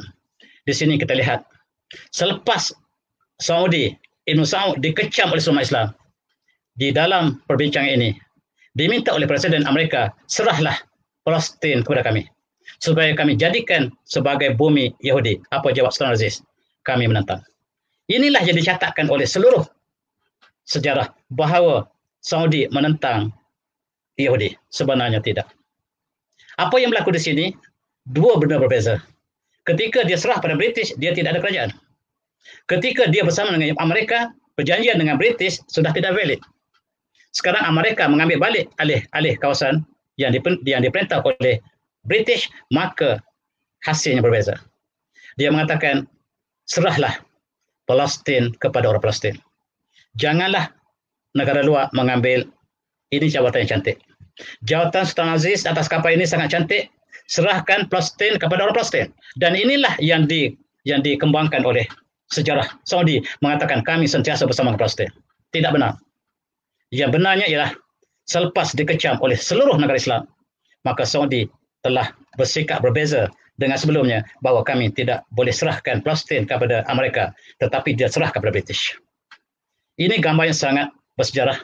di atas kapal di Terusan Swiss, dikatakan bahawa Sultan Aziz tidak dimenangkan Palestin diambil oleh Yahudi, tetapi itulah yang resmi.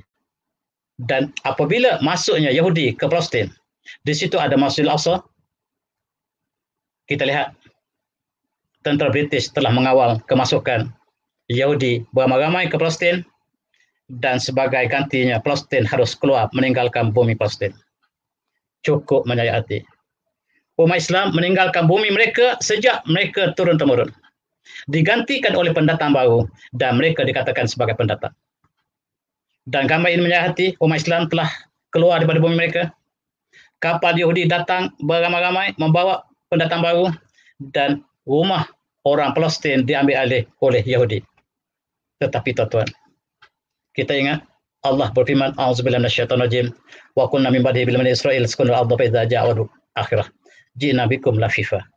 Dan kami katakan pada mereka selepas itu bahawa Bani Israel akan datang memasuki Palestin, akan masuk Al-Qudus, dan apabila datang janji kami yang terakhir, orang Yahudi akan masuk berbondong-bondong ke Palestin. Dan memang apa yang berlaku sekarang ialah pelaksanaan ataupun penyataan atau pelaksanaan ataupun kenyataan apa yang Allah sebutkan itu. Dan Palestin bakal menjadi kubur orang Yahudi. Mereka akan berkumpul di Palestin, dan dalam hadis yang banyak mereka akan berkumpul di sini. Palestin akan bakal menjadi kubur mereka yang besar satu masa akan datang. Dan hari ini konflik di antara Israel dan Palestin tidak pernah berakhir. Dan kita lihat dalam peristiwa di Yasir pada 1948, sebaik saja Yahudi masuk ke Palestin, mereka membunuh umat Islam beramai-ramai. Yang membunuhnya tenteranya diketuai oleh Henry Geni. Henry Geni ialah seorang yang sangat jahat yang membunuh umat Islam di Palestin. Dan selepas dia berjaya membunuh umat Islam di Palestin, dia dinaikkan pangkat oleh British menjadi Pusarajaya Tinggi British di Malaya, disambut oleh orang Melayu dengan begitu hangat, sedangkan dialah musuh umat Islam yang sangat-sangat ditakut, yang sangat dibenci oleh seluruh umat Islam. Apabila Henry Geni dibunuh di Fraser Hill, maka umat Islam di Palestin mengutus surat pada para ulama bahawa terima kasih kerana membunuh musuh kita bersama. Sejarah belum sempurna. Dan tuan-tuan, bagaimanakah seluruh Al-Kufar ala millati wahidah? Mereka bersatu apabila bertemu dengan umat Islam, mereka boleh bersatu. Dan apa yang kita saksikan dalam tahun 1988 mereka membunuh umat Islam di Palestin dalam peristiwa di Yasir. Dalam tahun 1982 mereka membunuh di Shabra dan Shatila, dan dalam di antara kedua ini mereka membunuh dan membunuh. Dan umat Islam jadi pelarian. Pelarian di bumi sendiri, pelarian di Syria, di Lebanon, dan kata seorang British yang masih mulia hatinya, saya tidak pernah melihat binatang yang saya kaji binatang, dan saya tidak pernah melihat binatang yang lebih jahat daripada Yahudi. Saya tidak pernah melihat binatang yang lebih jahat daripada Yahudi. Siapa kata? Ialah keluarga yang sama, keluarga British. Dan tuan-tuan tengok, David Attenborough ialah seorang pengkaji haiwan, dan dia mengatakan bahawa saya tidak pernah melihat binatang yang lebih kejam daripada Yahudi. Ini bukan perkataan saya, tetapi perkataan David Attenborough. Dan mereka membakar Masjidil Aqsa pada tahun 1973. Dia membakar ialah Perdana Menterinya Golda Meir, perempuan yang paling jahat dalam sejarah Yahudi. Dan dia buat ucapan selepas dia membakar seperti berikut. Dengar tuan-tuan ucapan Golda Meir dalam bahasa Arab. Dia kata, indana akhrajna al-Qudus lam anim toilet lain wa ta'aqatu anna arab saytu nazil min kulli hadbin wa sabin nahwa Israil fa indama bazar as-sabih alimtu ayqaitu annana ama ummati naimah. Dan saya bakar Masjid Al-Aqsa nak lihat respon orang Arab. Malam itu saya tak tidur. Saya sangka esoknya seluruh umat Islam datang menghancurkan Yahudi. Bila saya bangun pagi, tidak ada apa yang berlaku. Baru saya yakin bahawa orang Islam, umat Arab sedang tidur sekarang. Buatlah apa saja, mereka sedang tidur. Betul, mereka sedang tidur. Ini ialah tentera Osmaniyah terakhir, tuan-tuan. Walaupun Yahudi masuk ke Palestin, Yahudi menukar nama Palestin kepada Israel, dia tidak meninggalkan Masjid Al-Aqsa. Saya dimanahkan oleh kerajaan Osmaniyah, saya masih setia kepada kerajaan Osmaniyah. Tuan-tuan, masjid-masjid di beberapa tempat di Asia Tenggara masih membaca khutbah pada Sultan Osmaniyah walaupun mereka telah hilang. Dan ini tentera yang terakhir yang akhirnya dia telah meninggal dunia. satu kisah yang cukup menyayat hati. Dia pertahankan Masjid Al-Aqsa sampai akhir hayatnya, walaupun kerajaan Utsmaniyah yang diwakilinya telah berakhir. Dan itu sejarah yang cukup pahit untuk kita kenang. Dan saya serahkan kepada Tuan atau Ustaz Presiden untuk buat ulasan. Terima kasih. Hari ini sebenarnya betul umat bukan hanya tidur tapi belum bangun sampai sekarang. Sebab itu isu ini hari ini Dr. Mat Lofa bawakan kembali kepada kita. Kita mengenang sejarah kekejaman Israel dan British kepada Palestin, kepada umat Islam, supaya semangat kebencian kita kepada mereka, semangat untuk membebaskan Palestin, semangat untuk mempertahankan Islam itu kembali dalam diri kita. Jadi pendengar-pendengar yang mendengar ini pun dari segi komennya pun sudah mula faham dan nampak isu ini bagaimana. Dan kita lihat dalam penerangan doktor tadi tentang bagaimana ulama sering digunakan untuk melawan Islam sendiri. Ulama lawan ulama. Jadi kita lihat hari ini pun sama, apabila isu-isu lain ulama tak didatangkan, tiba-tiba ada kepentingan ulama digunakan. Hari ini kita lihat mungkin ada kaitan, mungkin tidak. Agak aneh ya, apabila ustaz-ustaz dan para ulama, para mufti tiba-tiba berzikir tentang vaksin lebih kerap daripada doktor lagi. Kan? Sebenarnya ini kerja untuk kesihatan bukan kita. Kita tak kata salah. Tetapi kenapa seorang ustaz, seorang mufti, seorang orang agama tak didengar ketika mengubah undang-undang, ketika menjalankan perniagaan, ketika menguruskan negara?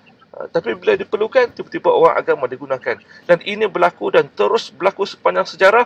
Apabila ada ulama yang berjihad menentang kufar, akan ada ulama yang disebut dalam Al-Quran sebagai anjing yang menjelekkan lidahnya, yang mengharapkan habuan daripada Tuhan dia.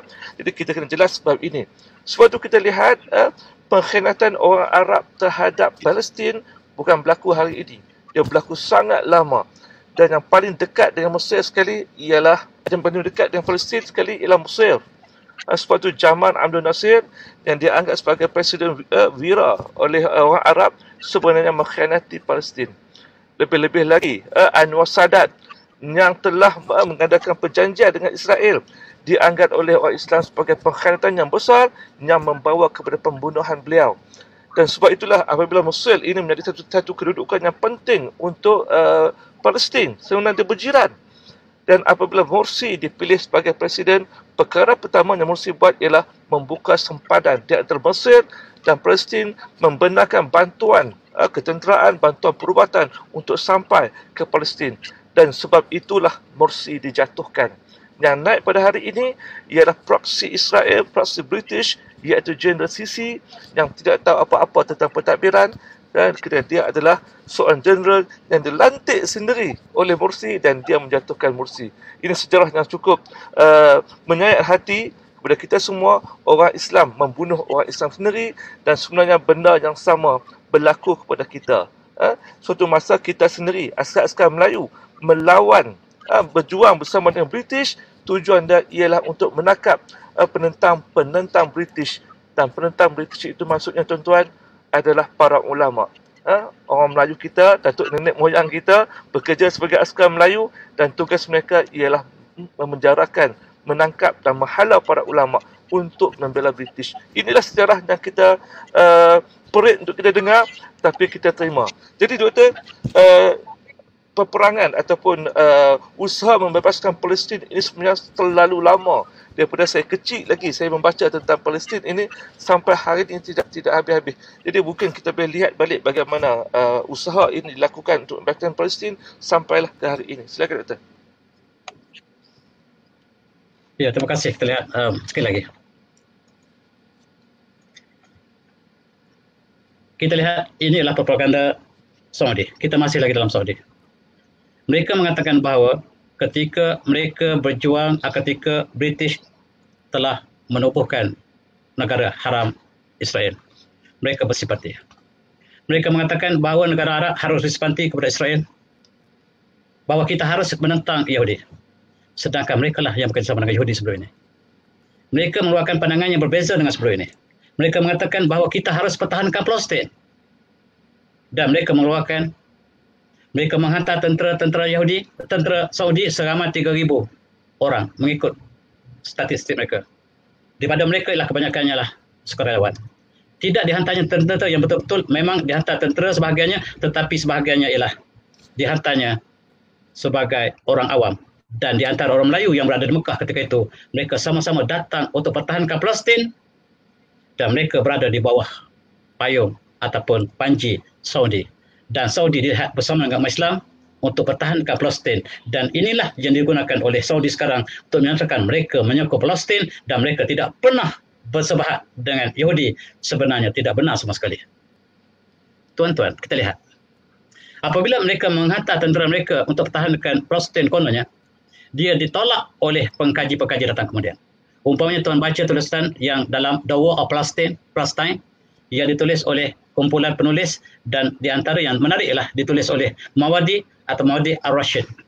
Dia menceritakan bahawa Saudi menghantar tenteranya untuk defending Palestine. Defending dalam quote and quote maksudnya tidak tepat. Maksudnya ada perkara di sebalik perkara yang harus dikaji kembali apakah sebabnya. Dan sebabnya hubungan di antara Saudi dengan Israel tidak pernah putus, bagaimana dia datang untuk menentang British yang melantiknya untuk menjadi penguasa di Kerajaan Baru. Ini ialah apabila penentangan terhadap umat Islam oleh Yahudi dan British. Sekali lagi Saudi menghantar putra Faisal untuk ke Palestin. Dan putra Faisal ni tuan-tuan, orang yang murni. Dia bercakap tentang Islam. Dia bercakap tentang Masjid Al-Aqsa. Marilah kita sama-sama bebasan Aqsa. Cantik. Ucapannya diberikan oleh Al-Malik Pasha, kemudian dilantik menjadi Al-Malik Pasha, menggantikan keluarganya. Cukup indah. Apa yang kita dengar ialah memang itulah sepatutnya. Dan dia sangat rindu kepada Masjid Al-Aqsa. Dan dia, rekaman ini adalah menggambarkan dia bersama dengan kumpulannya bersolat di Masjid Al-Aqsa dan kemudian keluar daripada Masjid Al-Aqsa, dan dia berpesan bahawa Masjid Al-Aqsa mesti dibebaskan daripada Yahudi. Dan dunia sangat heran bagaimanakah sikap Saudi boleh berubah dalam masa yang sangat singkat. Akibatnya dia dibunuh oleh anak saudaranya. Anak saudaranya ditrain oleh CIA untuk membunuh pakciknya yang mula bercakap tentang Islam, yang bercakap tentang Palestin, yang membela Masjid Al-Aqsa, dan dia berakhir dengan kematian. Tuan-tuan, bangsa-bangsa bersatu juga mengeluarkan statement bahawa Palestin harus dibebaskan. Maka United Kingdom, Bangsa Bersatu telah menubuhkan satu jawatan kuasa khas untuk membincangkan tentang Palestin, dan kita rasa umat Palestin dihargai dan rupa-rupanya ialah konon-kononnya sebagai simpati, tetapi ada maksud di sebaliknya.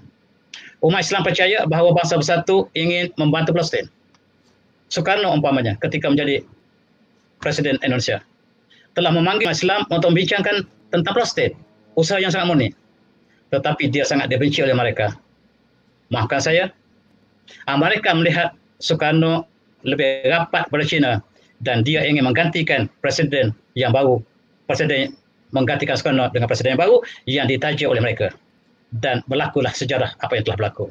Kita boleh ambil iktibar, tetapi niat murni Soekarno telah disokong oleh negara Islam lain. Rupa-rupanya adalah drama yang dimainkan oleh Bangsa Bersatu. Selain pada itu, kita lihat tahun 1967. Maka Israel, Yahudi sekali lagi menyerang negara Arab dalam perang 6 hari. Termasuk menyerang Mesir, menyerang Jordan, menyerang Syria, tetapi tidak menyerang Arab Saudi. Inilah satu perkara yang kita panggil paradoks sejarah. Yahudi menyerang negara Arab dan kalah dalam masa yang sangat singkat, tetapi dia tak usik sama sekali Saudi. Dan inilah yang sedang dibincang oleh pengkaji yang sangat murni jiwanya. Jangan kita sentimen dan kita lihat dengan benar. Apakah yang berlaku? Apakah hubungan Saudi dengan Yahudi sekarang? Inilah menggambarkan apa yang sejarah ini, menggambarkan apa yang berlaku sekarang. Dan Yahudi mengambil alih Masjid Al-Aqsa. Dan mereka mengambil bahagian timur Masjid Al-Aqsa. Sebelum ini mereka sudah menguasai bahagian barat. Tentera Yahudi telah mengawal Masjid Al-Aqsa. Ini nasib Islam yang cukup menyayat hati. Ini Moshe Dayan, Panglima Tentera Yahudi, telah masuk ke bahagian timur Masjid Al-Aqsa dan mengusahakan Masjid Al-Aqsa ialah bumi mereka yang bakal dijadikan sebagai kapital mereka tidak lama lagi. Dan ini benar-benar berlaku selepas kita menyaksikan beberapa tahun lepas bahawa Amerika mengisyaratkan bahawa Jerusalem ialah bumi capital pada Israel. Dan sekali lagi tuan-tuan, bangsa Bersatu seperti biasa memanggil perdepangan atau persidangan tergempar kononnya untuk membela Palestin, tetapi sayang tuan-tuan, sendiwara. Tidak ada tindakan yang diambil supaya apa yang dilakukan oleh Israel harus dikondem. Dan umat Islam sekali lagi berterima kasih. Dan apabila Mesir, sebagaimana yang Tuan Pengerusi kata tadi, cuba menentang Yahudi, maka Presiden Johnson menulis surat kepada Presiden Jamal Nasir. Dia bagi RM2. Wahai Nasir, jangan kamu lawan Israel. Walaupun Israel telah serang kamu, Palestina telah jatuh, kamu jangan lawan. RM2 ni, ambil RM2 ni pergi beli aiskrim. Jangan lawan kami. Dia permainkan Presiden Mesir. Siapa dia? Namanya Johnson. Presiden yang menyerang Vietnam tanpa sebab. Tuan-tuan sangat sayang pada Johnson. Johnson membawa batu bulan diserahkan kepada kita Malaysia. Kita sangat berbangga dia menyerang Vietnam tanpa sebab. Orang yang sangat durjana. Dan dia hantar RM2, $2 kepada Presiden Nasir supaya jangan lawan Israel. Sebagai simbolnya, saya sokong Israel, lawan Israel, lawan Amerika. Sebab Amerika telah dibeli oleh Israel. Sebagaimana kita sebutkan tadi, keluarga Rothschild telah beli Amerika. Tuan-tuan, tetapi permusuhan antara Mesir dengan Yahudi tidak lama. Apabila naiknya Anwar Sadat, dia telah mula rapat dengan Yahudi. Perang 6 hari telah dilupakan oleh orang Arab. Itulah orang Arab. Dan mereka berdamai. Dan Palestin terhimpit apabila umat Islam sendiri, patah sendiri, yang telah berdamai dengan Israel. Di belakangnya mereka dan umat Islam ditipu. Yasir Arafat dibunuh oleh Yahudi kemudiannya. Dan itulah nasib mereka yang bergabung dengan Yahudi. Sekarang tuan-tuan, tugas pertahanan Palestin hanyalah untuk Palestin. Palestin terus berjuang walaupun dengan anak batu, walaupun dengan lastik, perjuangan diteruskan. Dunia tidak kisah pada Palestin. Biar kami orang Palestin, anak-anak Palestin yang berjuang persediaan. Kami tidak takut mati sebab dunia adalah transit. Dunia bukan untuk tinggal, dunia tempat meninggal. Kami akan berjuang. Dan pemenangan ini adalah pemenangan. Kita lihat betapa jiwa merdeka mereka. Walaupun dijajah oleh Israel, tetapi jiwa mereka merdeka. Mereka berada dalam Gaza yang sebesar Kelang saja tempatnya, yang telah ditutup seluruhnya oleh dunia. Negara mereka dibom siang dan malam. Siapa yang simpati? Kadang-kadang kita bercakap dalam kuliah seperti hari ini, berapi-api. Tetapi apakah semangat kita? Tuan-tuan, apakah semangat kita? Doa satu daripada bentuk. Dan bantuan sebagai satu bentuk. Terima kasih kepada mereka yang telah menyumbangkan kepada perjuangan ini. Kita berdoa supaya pejuang-pejuang cilik ini terus kekal dan tegar dengan perjuangan mereka. Dan sehingga Allah sampaikan keputusannya yang terakhir. Tuan-tuan, Palestin ialah bumi kami. Watani awali samani rohi. Mali nafsi barani wana ahami alaki. Wafimihan. Latanshi hurran tul zaman. Itulah perjuangan mereka. Kami akan pertahankan bumi ini. Bumi yang indah. Kami akan pertahankan walaupun tidak ada orang lain yang pertahankan. Dengan apa cara sekalipun kami akan pertahankan. Perjuangan ialah urusan kami. Kemenangan ialah urusan ilahi. Perjuangan diteruskan. Seluruh dunia kondem kami. Sebab kami hanya dengan batu, mereka dengan segala alat canggih. Tetapi itulah perjuangan. Perjuangan apa saja dilakukan. Tetapi kamu yang mengkritik, apakah yang kamu lakukan pada kami? Kamu kritik kami dengan kami ada batu saja. Sebab itulah yang kami ada. Dan kami adalah semangat perjuangan. Oleh sebab itu, kami berharap apa yang kami lakukan mendapat ganjaran daripada Allah Ta'ala. Sebab hiduplah perjuangan. Islam Palestin ditindas.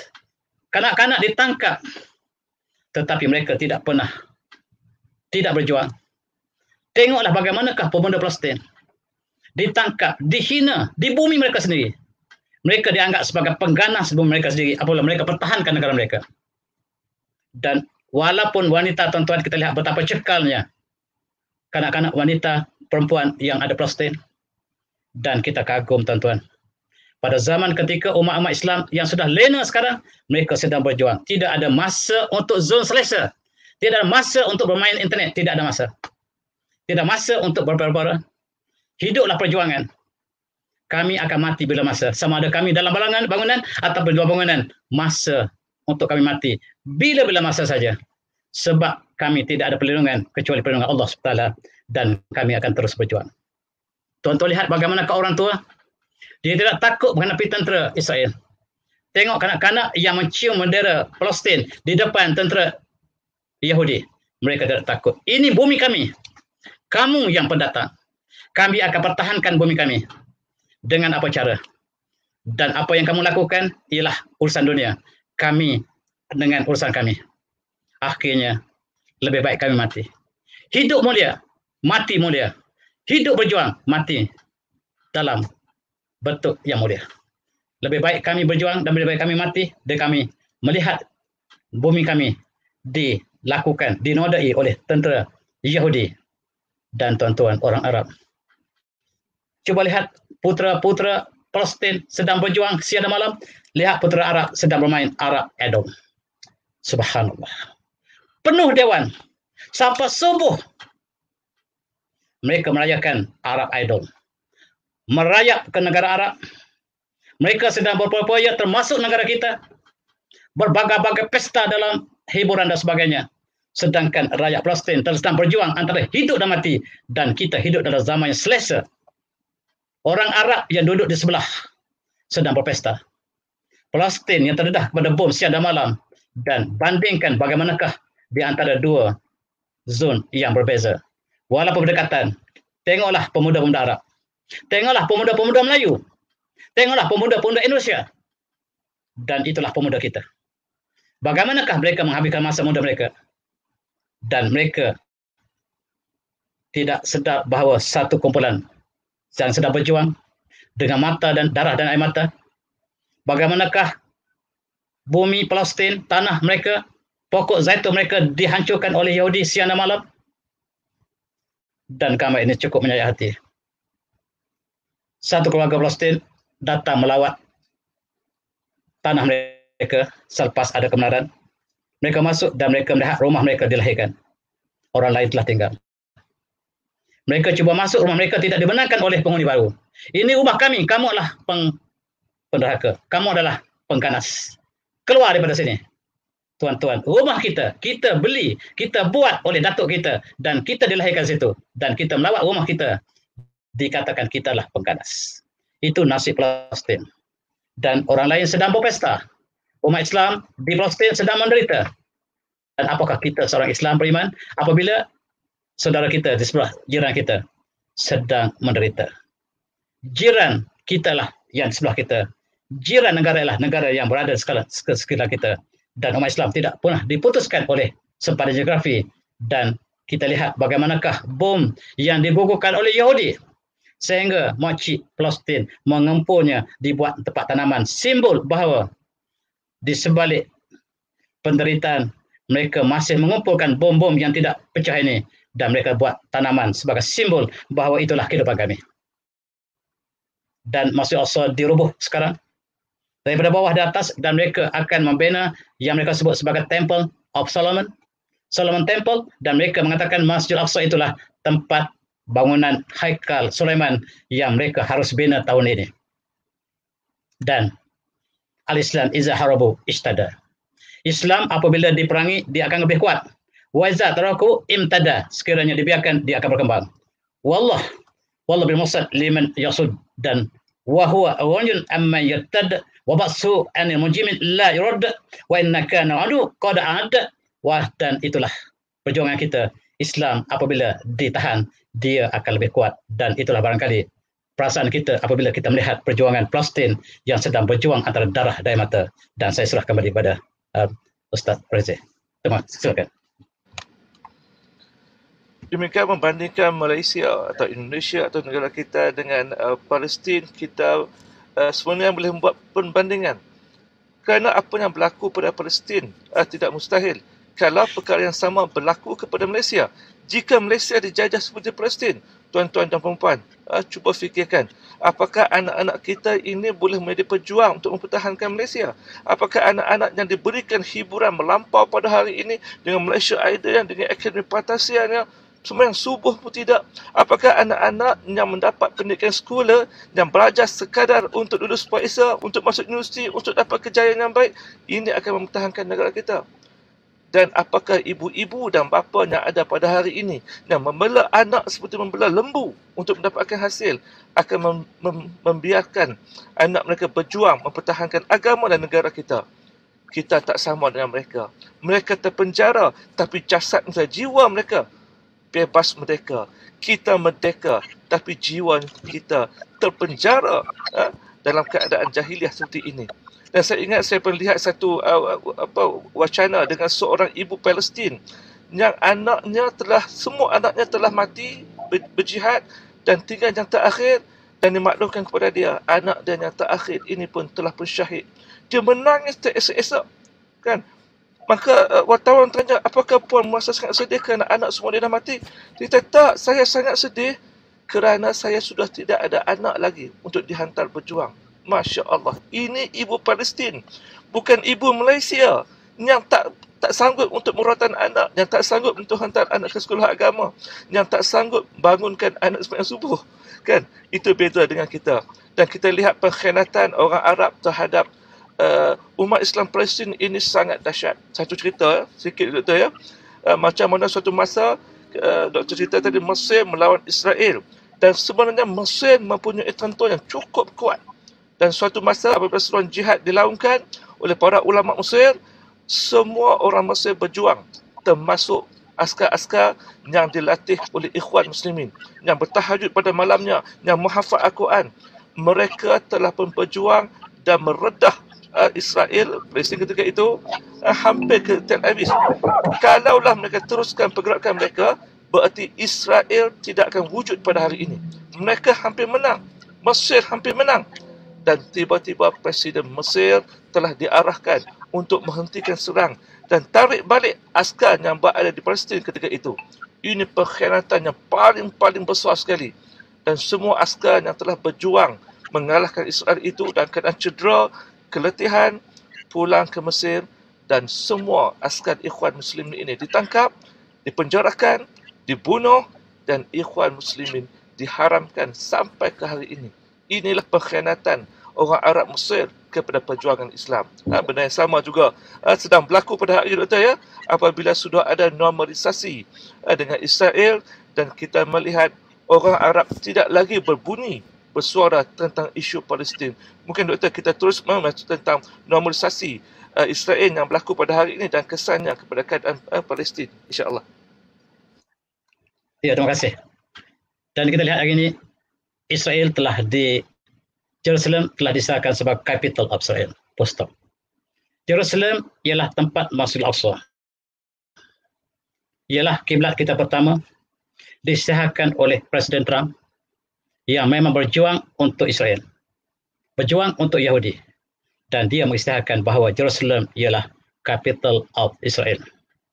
Maka oleh sebab itu, kita lihat negara-negara yang bersama dengan Amerika, sebelumnya bersama dengan British memberikan hak kepada mereka untuk mengendalikan Timur Tengah, dan kita lihat bagaimanakah intimnya di antara keluarga Saud dengan Amerika. Perkara ini tidak boleh kita nafikan. Dia bukan berlaku tanpa sejarah. Kajilah dengan hati yang mulia, hati yang tenang. Perkara ini tidak boleh berlaku tanpa ada sejarah. Sejarah yang lepas membentuk apa yang ada hari ini. Dan kita lihat mereka juga pada akhirnya telah mencadangkan deal of century. Apakah mana deal of century? Deal of century cukup mudah. Bumi yang ditawan oleh Palestin, yang ditawan oleh Yahudi, yang tinggallah Gaza, yang tinggallah West Bank, yang masih ada, yang sebagian besar adalah Israel. Cara perdamaian ialah Israel akan iktiraf Palestin yang masih ada, iaitu Gaza sebesar Kelang ataupun sebesar Kajak, dan West Bank barangkali sebesar Temerloh. Dan dua ini akan diiktiraf oleh Israel dengan syarat Palestin iktiraf Israel. Dan inilah yang disebutkan sebagai deal of century. Hidup aman tentram, bumi kita diserahkan pada Israel dan aman tentram. Contoh tuan-tuan, moyang kita tinggal sebuah rumah. Kata moyang, kata datuk, apabila ada tetamu, dan layanlah tetamu selama 3 hari dengan sempurna. Letak mereka di bilik tetamu. Di bilik tetamu kita, itu tempat tetamu. Tidak boleh masuk ke dapur kita, tidak boleh masuk ke dalam bilik tidur kita, tidak boleh masuk ke dapur kita, tidak boleh masuk dalam bilik anak dara kita. Dan layan mereka sebaik-baiknya dalam masa 3 hari. Dan untuk berdamai sekarang tuan-tuan, satu masa dalam nasib Israel dan nasib Islam juga. Sekarang rumah yang ditinggalkan oleh moyang tadi ialah rumah bersama sebagai syarat keamanan. Supaya aman ialah supaya kita serah rumah kita, datuk kita, supaya untuk bersama. Dan bukan setakat itu, mereka sudah masuk bilik tidur kita, mereka sudah masuk bilik anak dara kita, dan lebih malang kita sudah berada di rumah beranda kita, dan kita harus berdamai. Sekiranya kita menentang, maka kita dianggap sebagai pengganas. Tuan-tuan, Palestin tidak pernah aman sebab mereka pertahankan hak mereka. Kita aman sebab kita tidak pertahankan hak kita. Kita sangat bangga, kata sebahagian mereka, kita bangga negara kita sangat aman. Seperti yang disebut oleh Saddam Hussein. Satu masa dulu kita pernah berlaku 13 Mei, tuan-tuan, satu peristiwa yang cukup malang negara kita. Dia kata, cuba lihat Melaya, negara yang sangat kecil-kecil, tidak ada keamanan sama sekali. Tengok negara kami, negara Iraq namanya, aman tentram di bawah saya, kata Saddam Hussein. 20 tahun berselang, 30 tahun berselang, Malaysia pula aman, dan Iraq pula kecil-kecil. Orang Malaysia pula kata, cuba tengok Malaysia aman tentram, tengok Iraq telah kecil-kacir. Baru sekejap kita kecil-kacir dan roda sentiasa berputar. Dalam kes Palestin untuk berdamai ialah bumi moyang kita diserah pada Israel dan sebahagian tanah yang ada di kawasan anjur rumah kita baru untuk kita, maka itulah maksudnya keamanan, keselamatan dan perdamaian. Sekarang tuan-tuan, apa yang ditaja oleh mereka untuk Israel disokong oleh negara Islam. Negara Qatar, UAE, negara Morocco sekarang, demi negara, satu demi satu, telah cuba normalisasi. Saya pun tidak faham apa maksud normalisasi. Maksud normalisasi bagi saya adalah mengiktiraf Israel dalam bentuk yang lebih mudah. Dan inilah yang dilakukan oleh Israel, dan kelihatan umat Islam bersama dengan Israel. Dan tinggallah Palestin berjuang kesorangan. Perjuangan diteruskan, walaupun kesorangan, tetapi kita yakin adalah kita benar. Apabila ditanya kepada Saudi, keluarga Saud, kenapa kamu tidak menentang Yahudi? Apa jawabnya? Mufti menjawab bahawa Israel ialah negara jiran yang harus kita lakukan kebaikan dan mereka ada hak jiran. Itulah jawapan yang sangat murni. Kita tidak boleh menentang Israel sebab Israel adalah jiran kita. Rasulullah juga berjiran dengan Israel. Dia lupa bahawa Rasulullah telah menghalau Bani Qainuqa. Rasulullah telah menghalau Bani Khaybar. Rasulullah telah membunuh seluruh Bani Quraisyah. Dia lupa. Dan kita, ketika Rasulullah sampai ke Madinah, perjanjian dilakukan, termasuklah Sahifah Madinah, tetapi mereka sentiasa belot. Tapi dalam keadaan sekarang, Israel bukan sahaja belot, tetapi telah menghancurkan segala keamanan, segala kebenaran. Dan kita masih mempertahankan bahawa dia jiran kita. Dan kita dengar khutbah yang dibaca oleh Imam Besar Masjidil Haram juga menyentuh lebih kurang yang sama. Mengatakan pada sama bahawa kita harus berbaik dengan jiran kita, termasuklah Israel.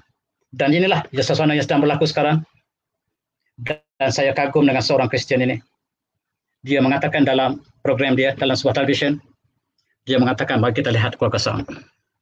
Mereka mempunyai 3 trilion duit dalam bank Amerika. Di dalam bank Yahudi sebenarnya. Sekiranya mereka benar-benar berjuang untuk Palestin, mereka tarik uang mereka daripada bank ini. Dan pada hari yang sama, jatuh merudum ekonomi Amerika. Sebenarnya ekonomi Yahudi, dan saham akan jatuh merudum dan mereka akan kalah dan Israel tidak boleh bertahan di Palestin. Sekiranya benar-benar Imam Saud ingin berjuang untuk Palestin, dan bawalah keluar duit mereka daripada bank, yang dipunyai oleh seluruh bank kerajaan Yahudi di Amerika. Itu kata-kata bukan kata saya, kata-kata daripada Josh Orwell. Tuan-tuan, mari kita berfikir. Apabila umat Islam telah bersatu dengan Yahudi ataupun normalisasi, saya nampak ketika zaman akhir umat Yahudi akan diperangi umat Islam. Umat Islam akan perangi Yahudi dan Yahudi akan kalah.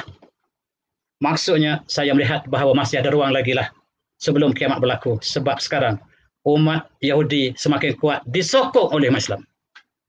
Dalam hadis tadi mengatakan bahawa seluruh umat Islam bersatu menghancurkan Yahudi. Tetapi yang ada sekarang umat Islam bersama Yahudi. Nampaknya ada ruang lagi sebelum kiamat. Wallahu a'lam, tetapi itulah pandangan saya. Bahawa Yahudi semakin disokong oleh negara Arab. Sekarang 4-5 negara sedang menyokongnya. Semakin lama semakin besar dan rupa-rupanya hadis yang kita baca, yang kita lihat suasana terakhir umat Yahudi di Palestin, nampaknya masih ada ruang untuk kita merhatikan sejarah yang bakal berlaku. Dan tuan-tuan, apabila umat Islam telah tidak lagi bersama dengan Palestin sebahagiannya, bahkan sebahagian besar, maka kita heran orang bukan Islam yang bersama Palestin. Kita melihat umpamanya artis yang daripada Ireland, mereka solid 1000 artis Ireland bersimpati dengan Palestin. Dan mereka boikot barang yang dikeluarkan oleh Israel. Di Malaysia tidak boleh. Kalau kita ambil franchise daripada Israel, tak boleh sebab yang melakukan franchisee di Malaysia ialah orang Melayu, Islam. Jadi kita harus bina ekonomi orang Islam.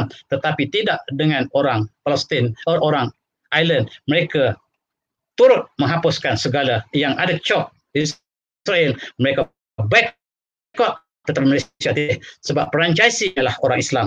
Dan kita harus menolong orang Islam di Malaysia. Berbeza sama sekali dengan orang Ireland. Kalau kita tidak boleh berjuang takat itu, jangan kita bercakap tentang perjuangan Palestin. Jangan kita cakap dengan perjuangan Palestin. Tetapi kita lihat Cristiano Ronaldo umpamanya. Satu contoh orang yang mulia. Walaupun dia bukan Islam, dia pemain yang diminati oleh pemuda-pemuda Islam juga, tetapi dia secara jelas menunjukkan sokongannya pada Palestin. Ketika orang Arab sendiri takut untuk menyokong Palestin, dan kita lihat orang yang bukan Islam telah terbalik menyatakan sokongan kepada Palestin, tidak semestinya mereka Islam.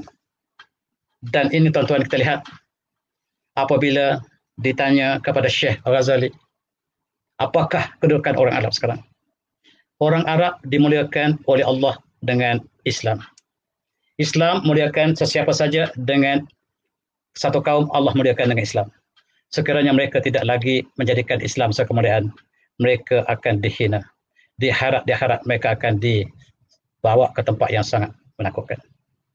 Dan kita dengar perkataan Erbakan, ialah bekas pemimpin Turki.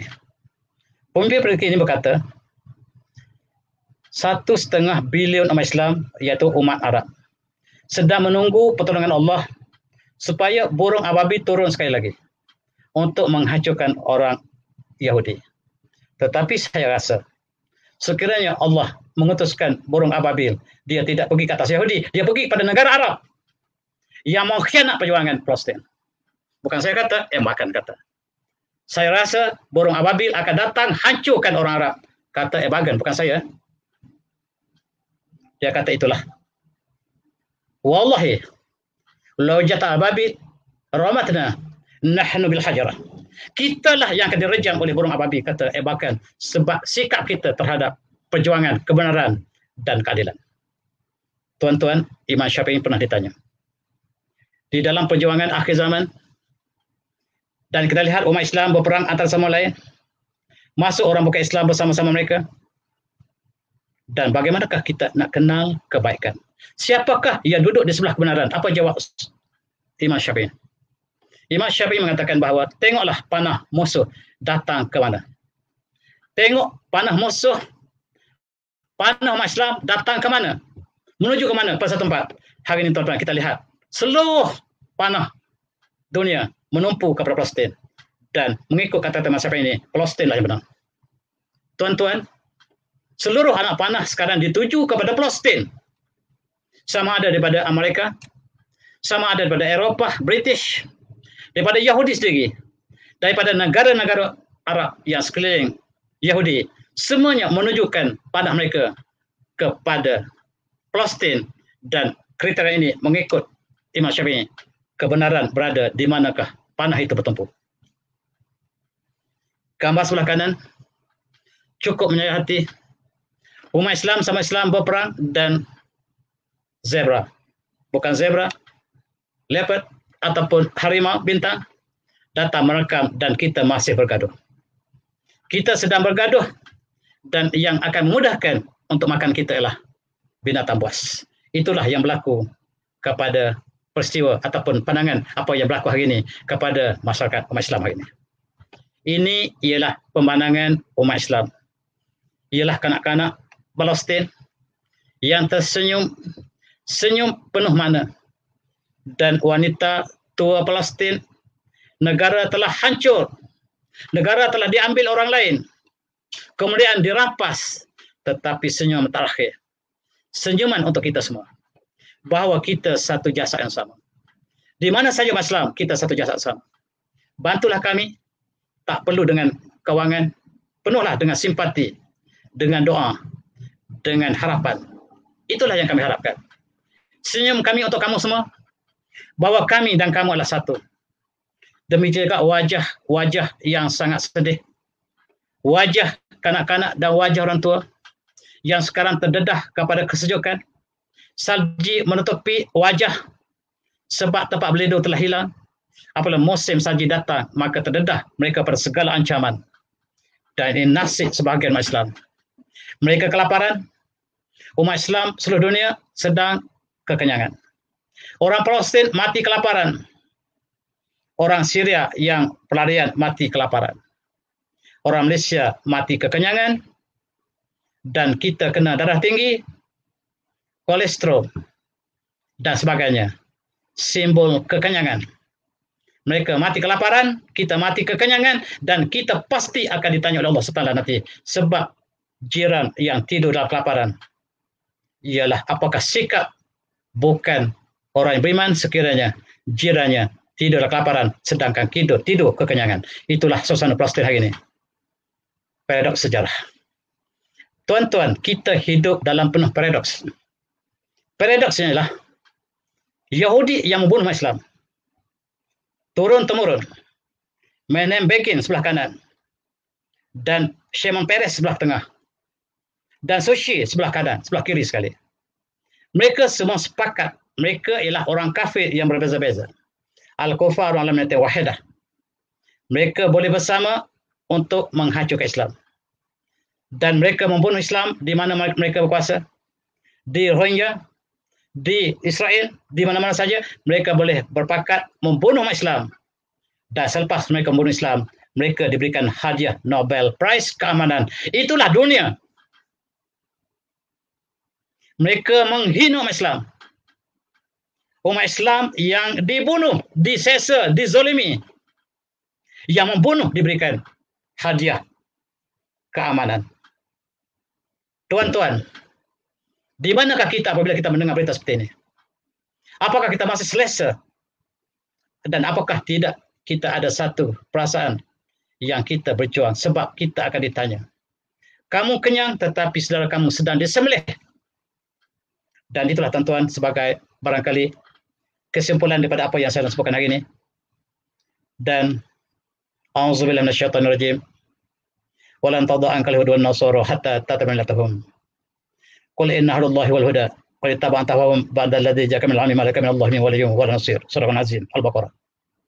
Dan tidak mungkin redha pada kamu Yahudi dan Nasara sehinggalah kamu mengikuti mereka. Katakanlah bahawa petunjuk itulah petunjuk Allah. Petunjuk Allah itulah petunjuk yang sebenarnya. Dan sekiranya kamu mengikuti hawa nafsu mereka selepas datang pada kamu ilmu, hidayat, maka kamu tidak ada sebarang penolong lagi. Tidak ada sebarang pelindung, tidak ada sebarang penolong. Dan Allah peringatkan kita bahawa Yahudi Nasara tidak mungkin redha pada kita. Mereka juga tidak boleh bersama, tetapi dalam konteks untuk menghancurkan Islam, mereka boleh bersama. Dan tuan-tuan, itulah bakali apa yang saya sebutkan dalam masa 4 siri. Apa yang saya sebutkan ialah satu perkara yang pahit. Saya sendiri merasakan kepahitannya. Saya dapat merasakan bahawa seluruh pendengarnya akan menimbulkan perasaan marah pada saya, kepada Ustaz Reza. Tetapi itulah nilai kebenaran. Dan kebenaran itu pahit. Siapa yang termakan apa yang sebutkan hari ini, maka rasa pahit. Tuan-tuan sentiasa diberikan masa yang manis-manis. Awas, selalu makan yang manis, kancing manis akan menjelma. Saya bawa ubat hari ini yang pahit. Terima kasih kerana setia bersama kami dalam 4 siri yang telah berlalu. Alhamdulillah. Mohon maaf setulusnya sekiranya kami tersalah. Saya telah cuba sedaya upaya untuk melihat sejarah sebaik mungkin. Saya membuat kesimpulan berdasarkan kepada apa yang saya faham. Apa yang saya analisis, barangkali saya tersalah. Dan saya mohon maaf sekiranya menyentuh hati tuan-tuan. Sebab saya jangkakan bahawa pendedahan yang sangat pahit ini tentu akan menyentuh setiap orang. Bahkan dia menyentuh hati saya begitu lama. Kuliah ini sebenarnya dengan rendah diri bukan kuliah yang spontan. Sepanjang usia saya, daripada saya muda, saya melakukan kajian ini. Dan sekarang masa saya sudah tua, masalah saya untuk bertangkan secara terbuka, secara mudah untuk dipahami. Walaupun tuan-tuan tidak boleh pahami apa yang saya sebutkan, saya harapkan ini boleh dipahami. Dan saya minta kepada seluruh kajian pada sejarah, lihatlah balik hujah saya. Silah perbetulkan kalau saya salah. Andainya saya salah dalam tulisan saya, dalam percakapan saya, dalam kuliah saya minta maaf. Perbetulkanlah. Dan diharap tiada yang membatas saya kerana sentimen. Betullah dengan fakta. Bawa fakta yang baru, patahkan hujah saya. Saya pun ingin bersama dengan tuan-tuan. Sebab matlamat akhir kita lah kebenaran. Kebenaran ialah ilmu. Sejarah yang benar adalah ilmu. Sejarah yang bukan benar bukan ilmu. Dan itulah kata-kata akhir saya. Saya sekali lagi minta maaf banyak-banyak. Saya percaya apa yang kita akan sebutkan ini akan menjadi satu perkara yang besar dalam pemikiran anak muda kita. Saya dapat lihat di dalam perbincangan yang lepas, ada yang ikhlas mendengarnya, ada yang mempersenda-sendakannya, dan saya serahkan balik kepada Allah SWT. Apakah niat kita masing-masing untuk kita sama-sama dalam kuliah ini? Sekiranya Tuhan ikhlas, marilah kita sama berdoa dengan Allah supaya kita diberi kekuatan. Sekiranya tuan-tuan masuk hanya untuk mengacau, saya serahkan tuan-tuan kepada Allah SWT. Dan itulah kata-kata akhir saya. Dan saya serahkan kepada moderator kita untuk buat kesimpulan yang seterusnya. Terima kasih. Alhamdulillah, bahagian keempat siri wacana Osmaniyah dalam kenangan kita ini yang keempat, mungkin yang terakhir ataupun mungkin akan ada sambungan, wallahu alam. Kita lihat bagaimana, dan kalau doktor bercadang untuk meneruskan, insya-Allah saya akan sentiasa bersama dengan doktor selama 5 tahun, 6 tahun, 7 tahun dah kita bersama. Dan perjuangan ini adalah perjuangan bersama, bukan doktor seorang, dan saya antara yang menyokong perjuangan doktor. Sebab itulah apabila kita membaca sejarah, sebenarnya sejarah itu yang memberi kekuatan kepada kita. Kalau tidak, saya tidak akan membuka sebuah sekolah dengan keuangan tidak ada ketika orang lain sedang membina kejayaan, membina harta, kan tiba-tiba kita menyusahkan diri buka sekolah. Kenapa? Kerana kita mahu ada satu golongan, satu generasi yang faham Al-Quran, yang faham sejarah. Dan ketika ini, tuan-tuan melihat wacana ini, pelajar-pelajar saya di Sekolah Islam Nur Al-Azhar juga sudah menontonnya. Itu satu subjek wajib, iaitu sejarah, di mana mereka boleh lihat sejarah dan mereka mengambil manfaat dari sejarah ini. Mudah-mudahan apa yang berlaku kepada Palestin tidak akan berulang di Malaysia. Mudah-mudahan kekuatan orang Palestin melawan Israel itu menjadi azimat kepada kita untuk kita sama-sama berhadapan dengan ujian maha besar ini. Tuan-tuan dan puan-puan, bagi mereka yang baru menonton pada bahagian ini, tuan-tuan boleh menonton bahagian 1, 2 dan 3 ini di Facebook karya Dr. Mak Rofa. Jangan lupa untuk follow, dan banyak lagi kuliah-kuliah yang doktor buat, termasuk tentang sains dan sebagainya. Atau saya dah masukkan dalam ruangan komen link untuk terus ke YouTube, di mana saya dah masukkan semua perbahasan kita dalam itu, dan saya minta tuan-tuan untuk sebarkan perkara ini kepada orang lain. Mudah-mudahan apa yang kita dengar pada hari ini boleh dimanfaatkan kepada generasi yang akan datang. Saya ucapkan terima kasih banyak-banyak kepada Dr. Mak Rofa kerana bersungguh-sungguh untuk mendapatkan ilmu ini kepada kami, kepada masyarakat. Dan saya ucapkan terima kasih juga kepada semua rakan-rakan yang telah berkongsi wacana ini daripada awal bahagian yang pertama sehingga bahagian yang keempat. Semoga kita boleh meneruskan lagi usaha ini. Sekian dahulu. Assalamualaikum warahmatullahi wabarakatuh. Waalaikumsalam warahmatullahi wabarakatuh.